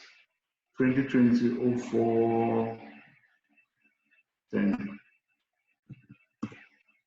Okay, these are archive logs for MMDev. So any of these, wait, did you schedule these ones? Did I schedule something? Yes.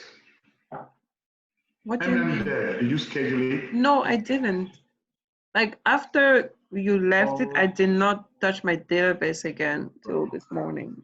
Okay, but MMDev is on archive log mode. So you did not back it up, but it is on archive log mode. And it has FRA configured, so that's why I'm sending them here.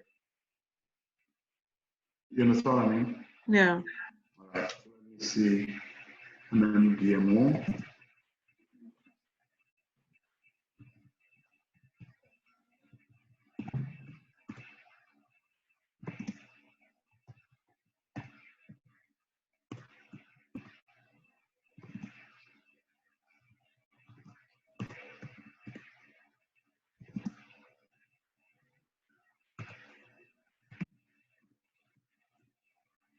Okay, so that one just got one archive log. All right, I don't think that's too bad, but at least you have space, and they are not scheduled to run, but doing that. So let's let this one, let it run its scheduled run for tonight, and then see what happens before we can delete those ones.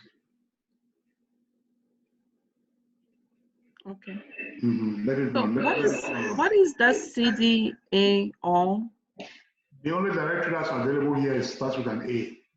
Okay. So you go into A, I just put star means anything that starts with an A, and that's the other one. This one is 2A. I could not do it here. Okay. More than one side with an M. Right? So that's why I typed MMDM. Just a shortcut from that. So anything starting with B, we can also put CDB star. If it is the only thing there starting with a B, then no problem. If there are multiple, it will give you an error. Okay, sir.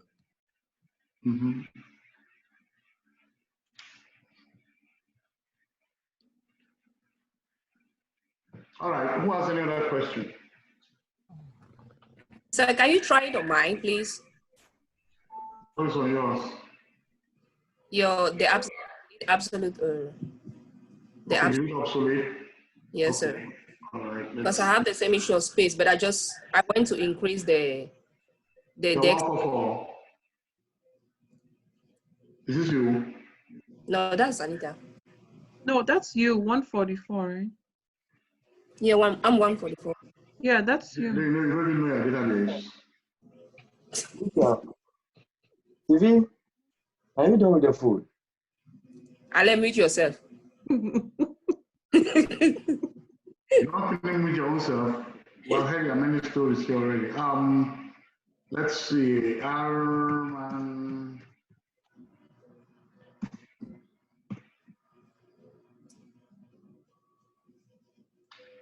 All right, let me make sure that you have everything. Okay, let's do.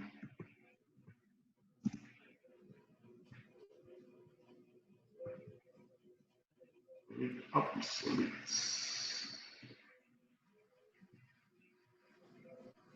No obsolete backups found.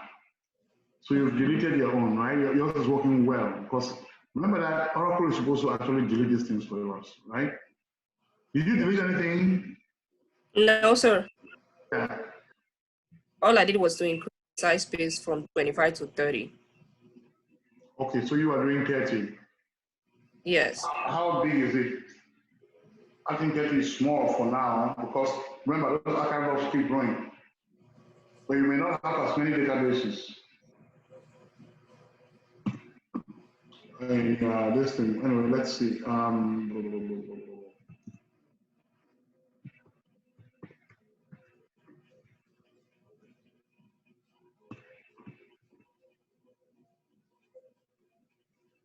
Okay, du space minus h and give us the sizes of both what's in. You say how many? 26, 30. 30, I put it to 30. So the Afroca has a total of what? Backup set backup is 1.5 gigs. And class database DNDMO has a total of 26. But you're keeping for 7 days.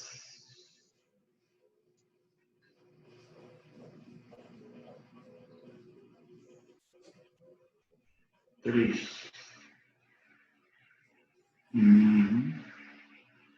All right.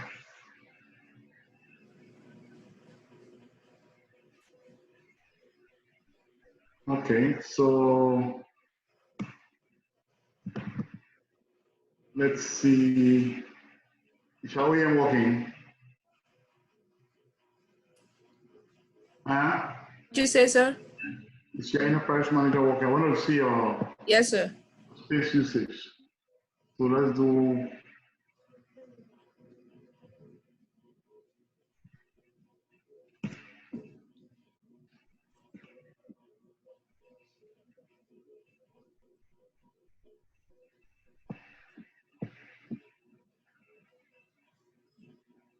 It's 144.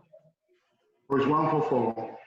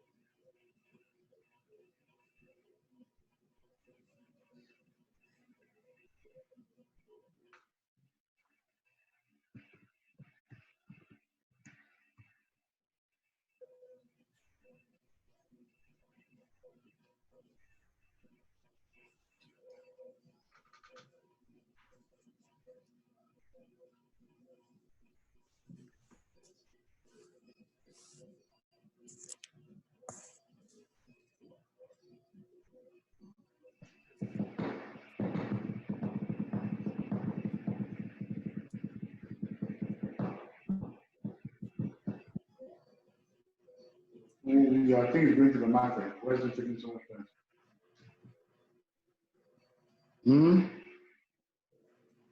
I don't know why it's taking so long, sir. That's like the mother. It's almost 10 o'clock. Network so slow. It's not network, it's you.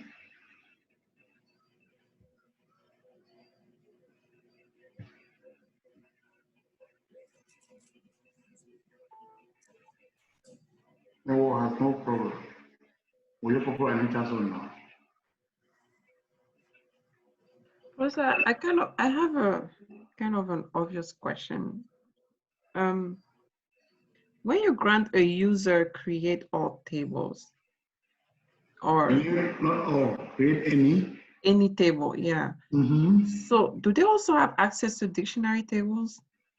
No, remember there was a parameter that the 07 dictionary something, right? By default, that parameter is zero, is set to false, which makes any table privilege exempt from data dictionary. Okay. So by default, nobody has it, except you go and change that. So that includes like even indexes, right? Yes. Okay. keeps you away from the data dictionary. So, but then if you grant someone a DBA role, then they'll have access to it, right? No, you must go and you grant them the DBA role. They have all the any privileges, but all the any privileges do not apply to data dictionary except you go and change that parameter. Okay. DBA should not be tampering with data dictionary tables directly. Can you select from them? Yes. But tampering is don't try to alter them or go ahead. So that means you as system, you also won't have access until you go change the parameters, right? You should not touch data dictionary tables, yes. You are given data dictionary information through views.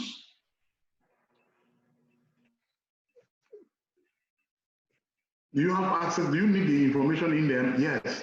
But Oracle decides that I'm going to give it to you through views. So even you, the DBA, know.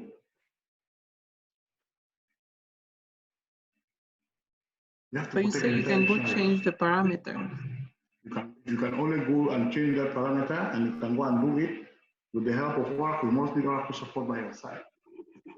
Because if it breaks, you don't want a contaminated data dictionary. Okay. Because if it breaks, all right. Now 2 has about 42% available for you. No, 16. So you are trading dangerous in that too. You see that? Yes, sir. That's what you have usable, 4 gigs. So I think you have one more day, then it crashes on you. Or you run out of space. You can leave it when you run out of space to fix it. Or you can go ahead and fix it right now. Let's fix it right now. Good, go ahead and do it. No bounty. Right now. But at least I tried the first one as by changing. But look at all this. You see this letter here? Yes, sir. Change it. Make it 45. You are good to go. 45. Okay. When 45 is no more enough, how much more can you increase it? Go to 60. And at some point, you don't want to keep going. What do? Reduce your retention time. Okay. Okay. There are different options. You cannot just go, the next thing, what if you get to 100? No. Then you have no business keeping up to 7 days worth of backups. I got a question. Go ahead. Yeah, I got my one database, and when I was open that, I go to the Herman. Herman told me I need to drop the redo log group 1 and create it, do this one manually. I did it, and I come back, do recovery, and one full recovery, one is finished, he told me, not told me like the recovery complete, but he told me just like finish, control file, and redo log completely. But when I try to open the database, but the database is open normally. But I'm thinking about maybe something's going on over there. Was that a question or just a statement? I don't know if it's working well. That's I need to ask you questions. I don't know that now. You did many things in your database. Then you say it's now open and it's working normal. What do I say?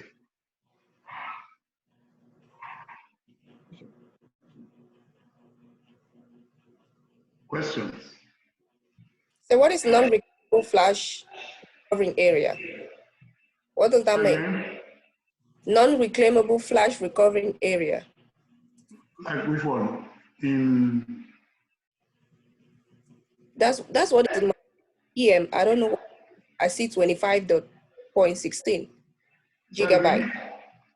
You see? It's 25.16 gigabyte. I don't know what it means when it said non-reclaimable flash recovering area. Where are you reading it from? From my EM. Enterprise manager. I'm looking at it too. So tell me where is it? It is Under the 30 that he said I should change, sir. Under the 30 flash recovering area size.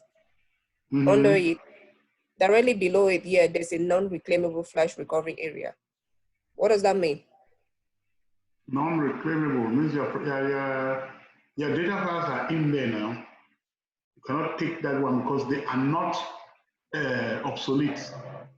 They are there because they are supposed to be there. They are there because they are within the time of that. You understand what I mean?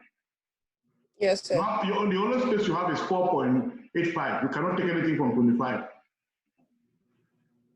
4.25 plus this 4.85 will give you your total number of gigs, right? Yes, sir. It will give you 30. You understand what I mean? Yes, the yes, sum yes, of sir. all the use of space is non-reclaimable. Okay. Yeah, because based on your 7 days, we have used all of that. We are keeping them counted. In the reclaimable or the free, if you are not reclaimable, you should be free. Free is what? 4.8. That's what I'm saying. With 4.8 gigs, based on the size of your database and your archive logs, you have maybe 1 more day and you run into trouble. That's what I'm saying. Jack it up to 45 and take it. I want you to go to these things as often as possible. That's why I'm saying don't just push it ahead. When it knocks you, it's okay, fine, that's learning process. You go and fix it and then it works. That's learning to me.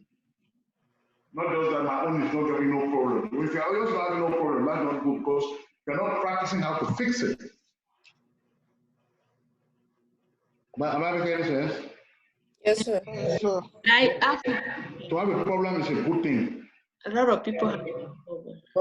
They have a problem, let them fix it. They should not be asking me to fix it. I want everybody to have that problem of running out of space. There was a reason. I could just do it that same day and say 50 gigs, but I put it 25 because I want to run into this problem and then learn how to fix it. It sends you to your alert log. You see where the problems are, you see your different options. You change it. Add it a little bit, it fails again. Good, no problem, go fix it again.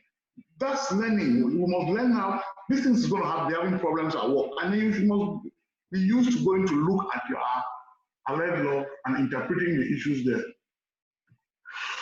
My OEM cannot even open. Huh? My OEM doesn't open.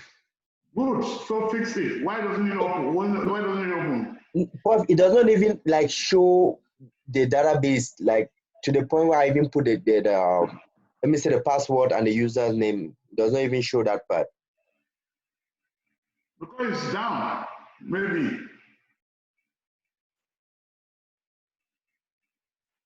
You're saying what? 247. 247.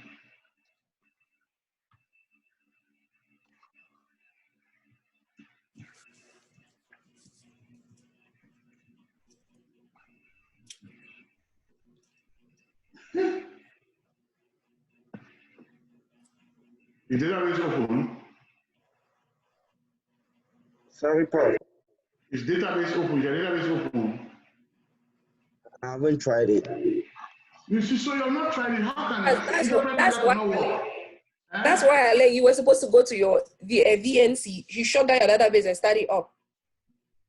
No, you can just try the EMCTL and do the listen and see if it's on.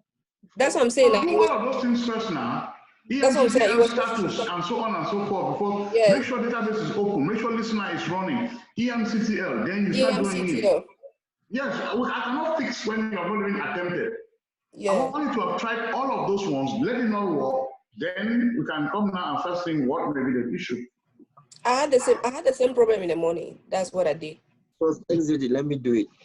I went to my VNC and I'm not going into a thing. I'll do it. You should actually exit. You should do it, Alain. I didn't hear you, sir. I said, should I exit so you can do it? Yes, sir. Good. No, please, sir, do it so that you will help other people's. No, Alain has to try his own. I'll bring another person's own. Professor, I have a question. So yes. in my case, right, doing a complete backup, was that the right thing to do? Yes, it is the right thing to do, but it seems as if it has messed up with your Armand's retaining of its backups to be seeing that, you see, like, Natu has a good one who says no, you understand, no obsolete means Arman does his job and has deleted all the obsolete. But with yours, I think the break in that backup and you taking a full backup today is kind of iffy. That's why I want us to try it tomorrow after your scheduled backups are from. Okay, so should I just not have done a backup and waited for tonight's backup? You must do the backup. Until tomorrow, I cannot say anything. Because if that still doesn't fix it, then we have to go and look at why Alman is not seeing. We will go and have to reconfigure your retention policy. Okay. I'm not saying, no, you are the right thing to do the backup. At least you have something to fall back to. Right? Right? Right. Mm-hmm. Yeah, if it has messed up scheduled things, we just need to go back and see what's wrong. And then now we can try to fix it. But I don't want to break 3 things before I try to fix one. Some fixes you don't have to just like, I'll fix. No. Some you have to observe and see what happens. Then it will give you a clearer picture of what it is. Okay, so right now I'm at 50 gigs for my FRA. Do you advise me to increase it if I have another storage issue? No, I'll advise you to reduce your retention policy to 4 days. Okay. Excuse me, sir. Yes. So, yes. For today, while you was a spot, you did it table space and the schema and the database. You did it table. For the table space, is the same procedure? No, I told you there was something there else when I wanted to teach, so I skipped it intentionally. Okay, sir. I'm going to show you more of data pump. So all these exports, where are they stored? Anita, when we finished, everyone will did LL and store the file. In that directory where they are now. Anita. Yeah, okay, I saw it. You aren't going to sleep. No. Bedtime is coming close by. Is it in the? It's not in the or data, right? We did not send it there, but that is It's why in the I want operating us to system. see they are in the operating system right from the location that we launched them. Who is this? 61. Okay, no, let me look at it. Where is I saw it. Don't worry. Then what?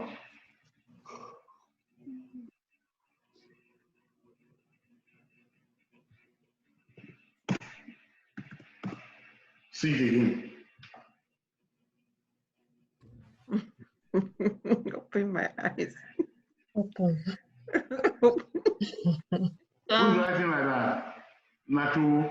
No. Who? I'm not the one. I don't know. Monica. It's not me. It's not Monica. Monica cannot do those type of things. So who can do? The people that I don't know now. Who's the host? Sir, I don't. Who's the host? Sir. Prof, can you please check my database to see what's going on? I'm trying to fix it actually. That's why I've been keeping quiet, but can you help me see if I'm doing it right? I've kept quiet for 4 days trying to fix it. Good luck. It's not 4 days. You just started today. No, I mean, you have been quiet for 4 days. The whole of last week, we don't hear one word. And today is fixing the database. We don't have to talk every day. You don't have to? We don't have to talk every day. Oh, trust me, you have to. Then, okay, I will not talk tomorrow. Let's see how it works. Yeah, you have to do the talking. No, I cannot teach myself and talk by myself. Somebody, whoever put that red thing should remove it from my screen. I'm telling you, what is that? Upload. What did you say? What did that? How can I know who did that, sir, to the person? I'm sure it's the host. Not everybody can just write on the screen like that. Yeah. No, they can. They can. I've seen it happen before. Sir, it's not me, although I'm the host, but I don't know who put it. So who hacked on the system? We don't have accountable. Because you ought to know who's writing it. Monica, you are student what? 238. 238. Yes.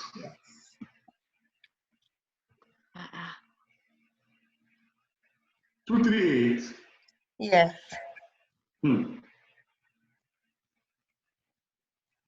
Is there any showing on? Yes, I'm trying to delete some obsolete. And it's still running though. I cannot get to your server. What are you I wanted you to check my enterprise manager. I cannot even get to the server. Oh. Okay, sure. I don't want you to mess up. Should I share my screen then? Is it possible? Well, what am I? What was writing on this thing, eh? Crazy. Who can do it?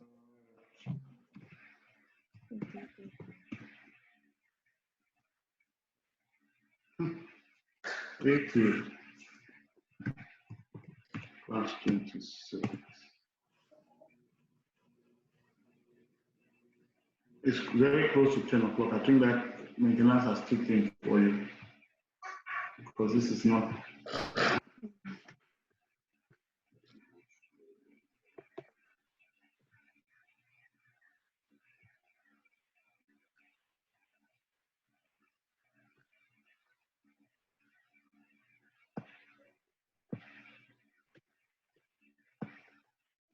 What's the database name?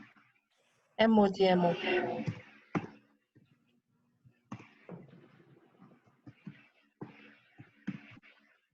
So what are we checking? Enterprise manager? Yes.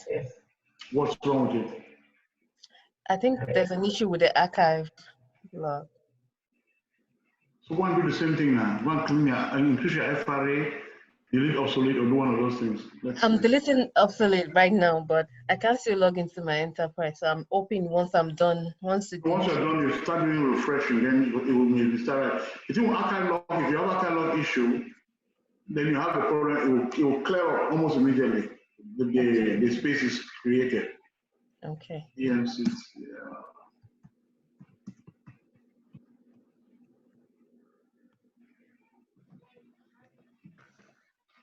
You don't have to do anything as long as there is space where you can write his archive logs, it writes there, and your database resumes. Okay. What we've been calling a database will hang. That's what we're calling it. But I think that delete that you're deleting is holding. That's what's holding the system. I think so.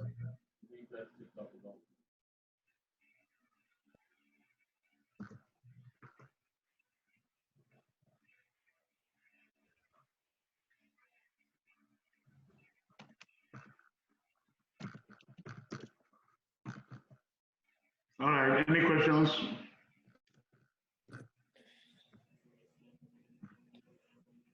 All right, Monica, you will just monitor it and see how it goes. Send me a text if it does not work. All right, so thank you. All right, no problem. Yes. Who else? Anybody? Try. If you have these archival issues, it is expected to be happening now. It is by design. Does that make sense? It is by design. You should have it. But I'm saying that try. If you have it, try to fix it. Go back, status and so on. Go in, bring up, make sure database is up, listener is up, and you can go EMCDL, stop the console, it shuts it down. EMCDL, start the console, it starts it up. Sometimes try to reboot those things. And when it's simple, for the most part, so most of the time when you ask me to do it, that's what I do. Who is that crazy person? Sir, somebody is still writing. Who is that? Marie. It's not me, sir. It's you, I saw you. It's not me. I've been having an issue. So please, I have the same issue with Anita. I don't know if the space, but Emerald, she fixed it yesterday by reducing the retention policy for 3 days. Now, when I'm trying to delete the obsolete backup, it gave me the error. That what? Huh? You tried to delete obsolete, you said what? It gave me the error message tag follow.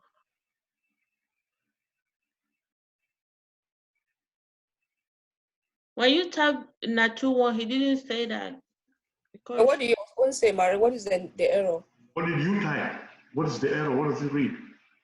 What did you type? I have error encounter while passing input command. What did you type? I type delete obsolete backup. No, I typed delete obsolete. It doesn't give you error. It's just telling you what it says. Okay, so Monica is not running, so you're going to start it. You see that? Monica. Mama Joe. Yes, sir. You don't go to sleep. Wait. No. It's still running. No, but I'm saying that your enterprise manager is not running. You see that? Yes. So you're going to stack it. So okay, when that thing finishes, there are 3 things you're going to do. Okay. Open your database, make sure that it's open, right? Okay. Check your listener. Okay. Right? All right, sir. Then you come and start up this guy, this enterprise manager. Okay. And when you start all of those, then you go back to enterprise manager, but at least you have cleaned that space. It's just like look at this hanging, standing forever now. Okay.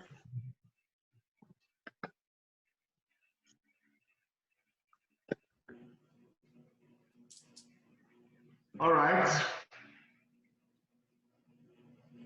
Mary, what is your essay? To post that it's not what I should have typed. Okay. She typed delete obsolete backup. I said no, type delete obsolete. No one. It's delete obsolete. That's not what she typed. She said she typed delete obsolete backup. Because you first typed it, she copied from what you typed. No, I typed delete obsolete. You typed it today. I copied everything I typed before. It was an error. Yes, but that was for a different database. That was for Anita's own. Yes. Yeah, because it was showing backups that were not there.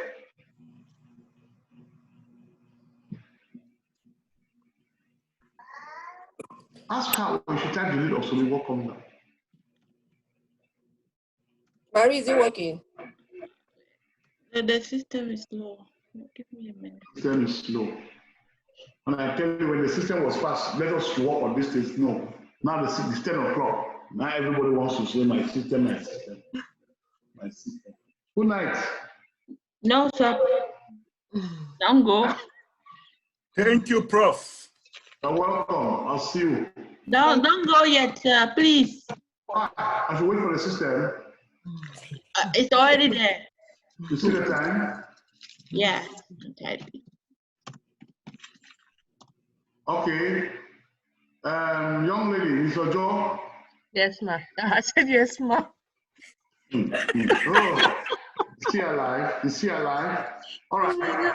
You have run out of processes. You see that? Yes. So I will look at something like this. Top command. But I think your database, your server will need to be rebooted.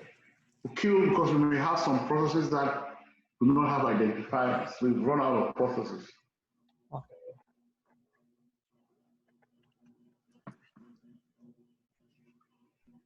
So now ask me if I want to really delete the above object.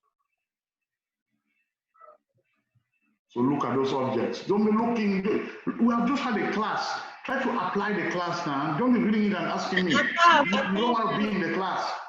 Look at it. Look at the dates. That's what we're looking for. If they are all above 7 days, which is 3 days in your case, delete them. If they are less than 3 days, we'll say we're going to hold on to that. We must find out why. But if it's above that, delete it. We just did the class. No, I have the one for today. And don't delete it. That's what he's saying, Marie. Hi, Master.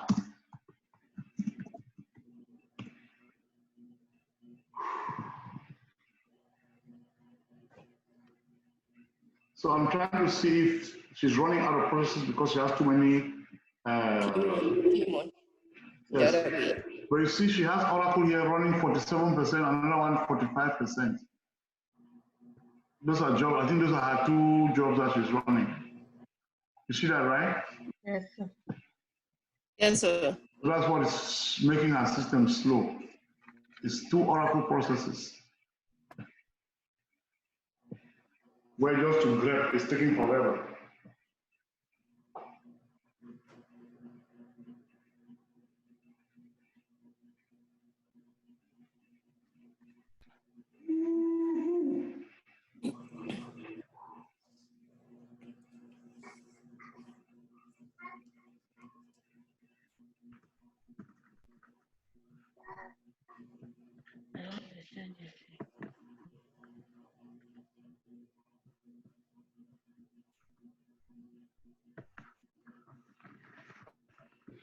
All you are doing is preparing my whole exams. I'll bring a brand new exam. And I will see it. Brand new exam that I've never given in any class. So all our things are brand new now. Even Corona is brand new. Of course now. Online class is brand new. Online class is new. The thing is that I think we can enjoy this online class more, but people, I don't know. I'm trying to figure out to get a way to get more people involved. I cannot come this class. I think there are about the 10 people that I called earlier, the only people who are participating. Professor, why this thing is grepping? Please, can you explain the issue with pulling files online and offline during the recovery? Hey, Anita, who's sleep? Why? What? This thing is grepping. Can I explain putting files on offline during recovery? Yeah, because I don't understand. And this is hold on. I'm trying to repeat your question. That's what you said. We want you to explain, sir. Yes, because I don't understand. Like, for once, they tell me that you cannot do recovery, if your files are offline. And then at another point, they're telling me that you need to put your file offline. So I'm just like, which one is which? Wait. Does it have something to do with this command that I just typed? No. Please. So you said question now. Please, I understand that after 10. I'll What is the question here that I can try this night, eh? I'll ask next time then. No, sir, you said that we should ask questions. Say, we're asking questions. No, not this kind. This kind can make a man die. The teacher can resign. It's a question. You said no question is a bad question. Any question that we have, we should ask. That's you understand my question. What? You understand my question, right? No. Yes, you do. No, you said this grep thing. That's how you started the question. I said while we're waiting for it to grab. Oh, okay. Yes. Yes. Go ahead. The question is? While we're waiting for, well, it's already done grepping, but putting files online and offline and online during recovery, I don't understand, because I know we were doing online and offline during recovery. No, because I know when we're configuring our backups, regular. We're configuring our backup. When you put the file online, you want the database to recognize that that file is part of the database. All right? So when it recognizes that that file is part of the database, it is going to include it in its backups, because we do not backup files that are inaccessible or that are offline. That's why I said, please take every offline table space, bring it online, because I want us to have a full and complete backup of our entire database. Because when you go to perform recoveries, Alma will bring up those files that are offline and tell you that they were offline, and you may need to bring them offline, online, to be part of the database. Does that make sense? That's the only reason why I told you I wanted those files to be part of the backups. It's your first backup. You want your entire database. Are we following? Yeah. So then the next thing is that when you want to drop a table space,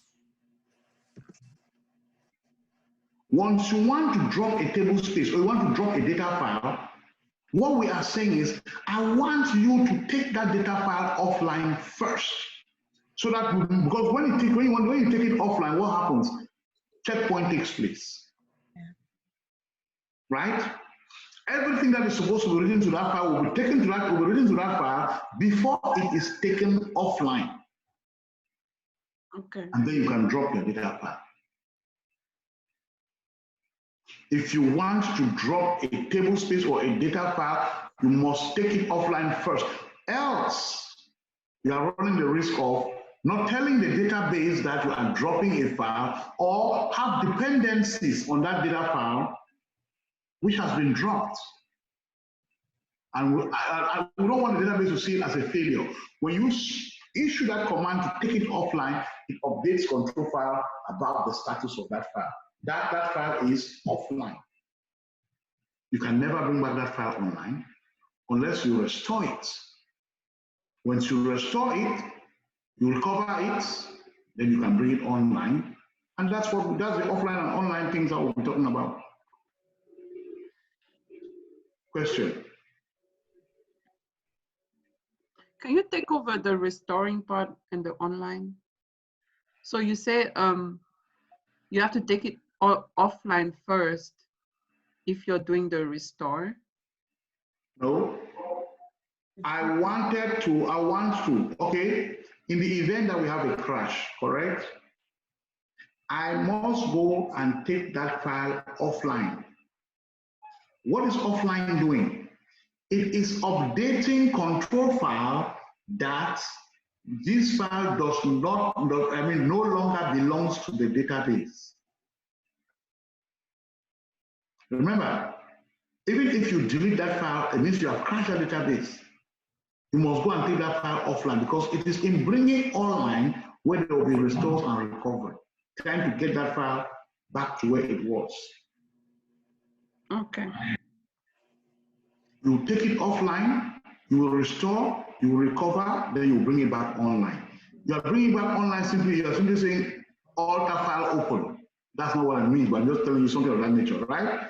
Because you know that it's good to open it because if there are recoveries, that's where it's supposed to be performed. Because while that file was offline, if data was still coming to that file, that data will be where?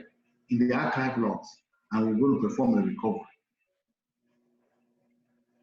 Okay, got it. Thank you. You are welcome. Everybody good? No, sir, I have a question. Sure. My question is, what if you multiplex a redo log file which is not inactive? Probably it is current or active because I multiplex a current file on one of my redo logs and it went through on my play database though. But later on, I tried to mount the database and it couldn't mount. Because of that. Error. What was the error? You just keep telling me database not mount. I need to look at it, but I was thinking if it's probably database is not mounted, it is because your control files are out of whack. They're not in sync. What about multiplexing a redo log file which is on active status, which is on a current status? You cannot do that. You cannot drop it. You should not do that. You should switch it. You can force lock switches, so you don't even have to wait. No, it was actually an error. It's not like it was an error. What if you make an error? Fix it the way you made it.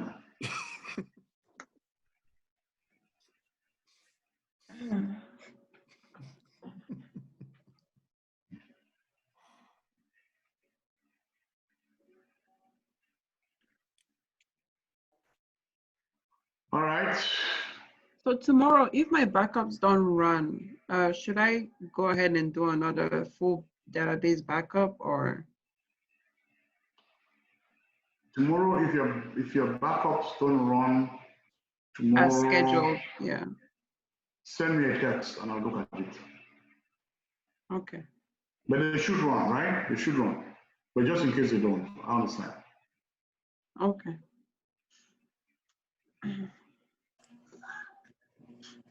Any questions?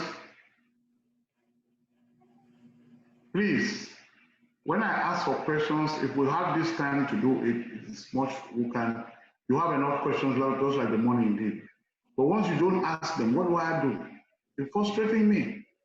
I start teaching them, coming back to questions. When we did questions, I could take this entire class just of questions.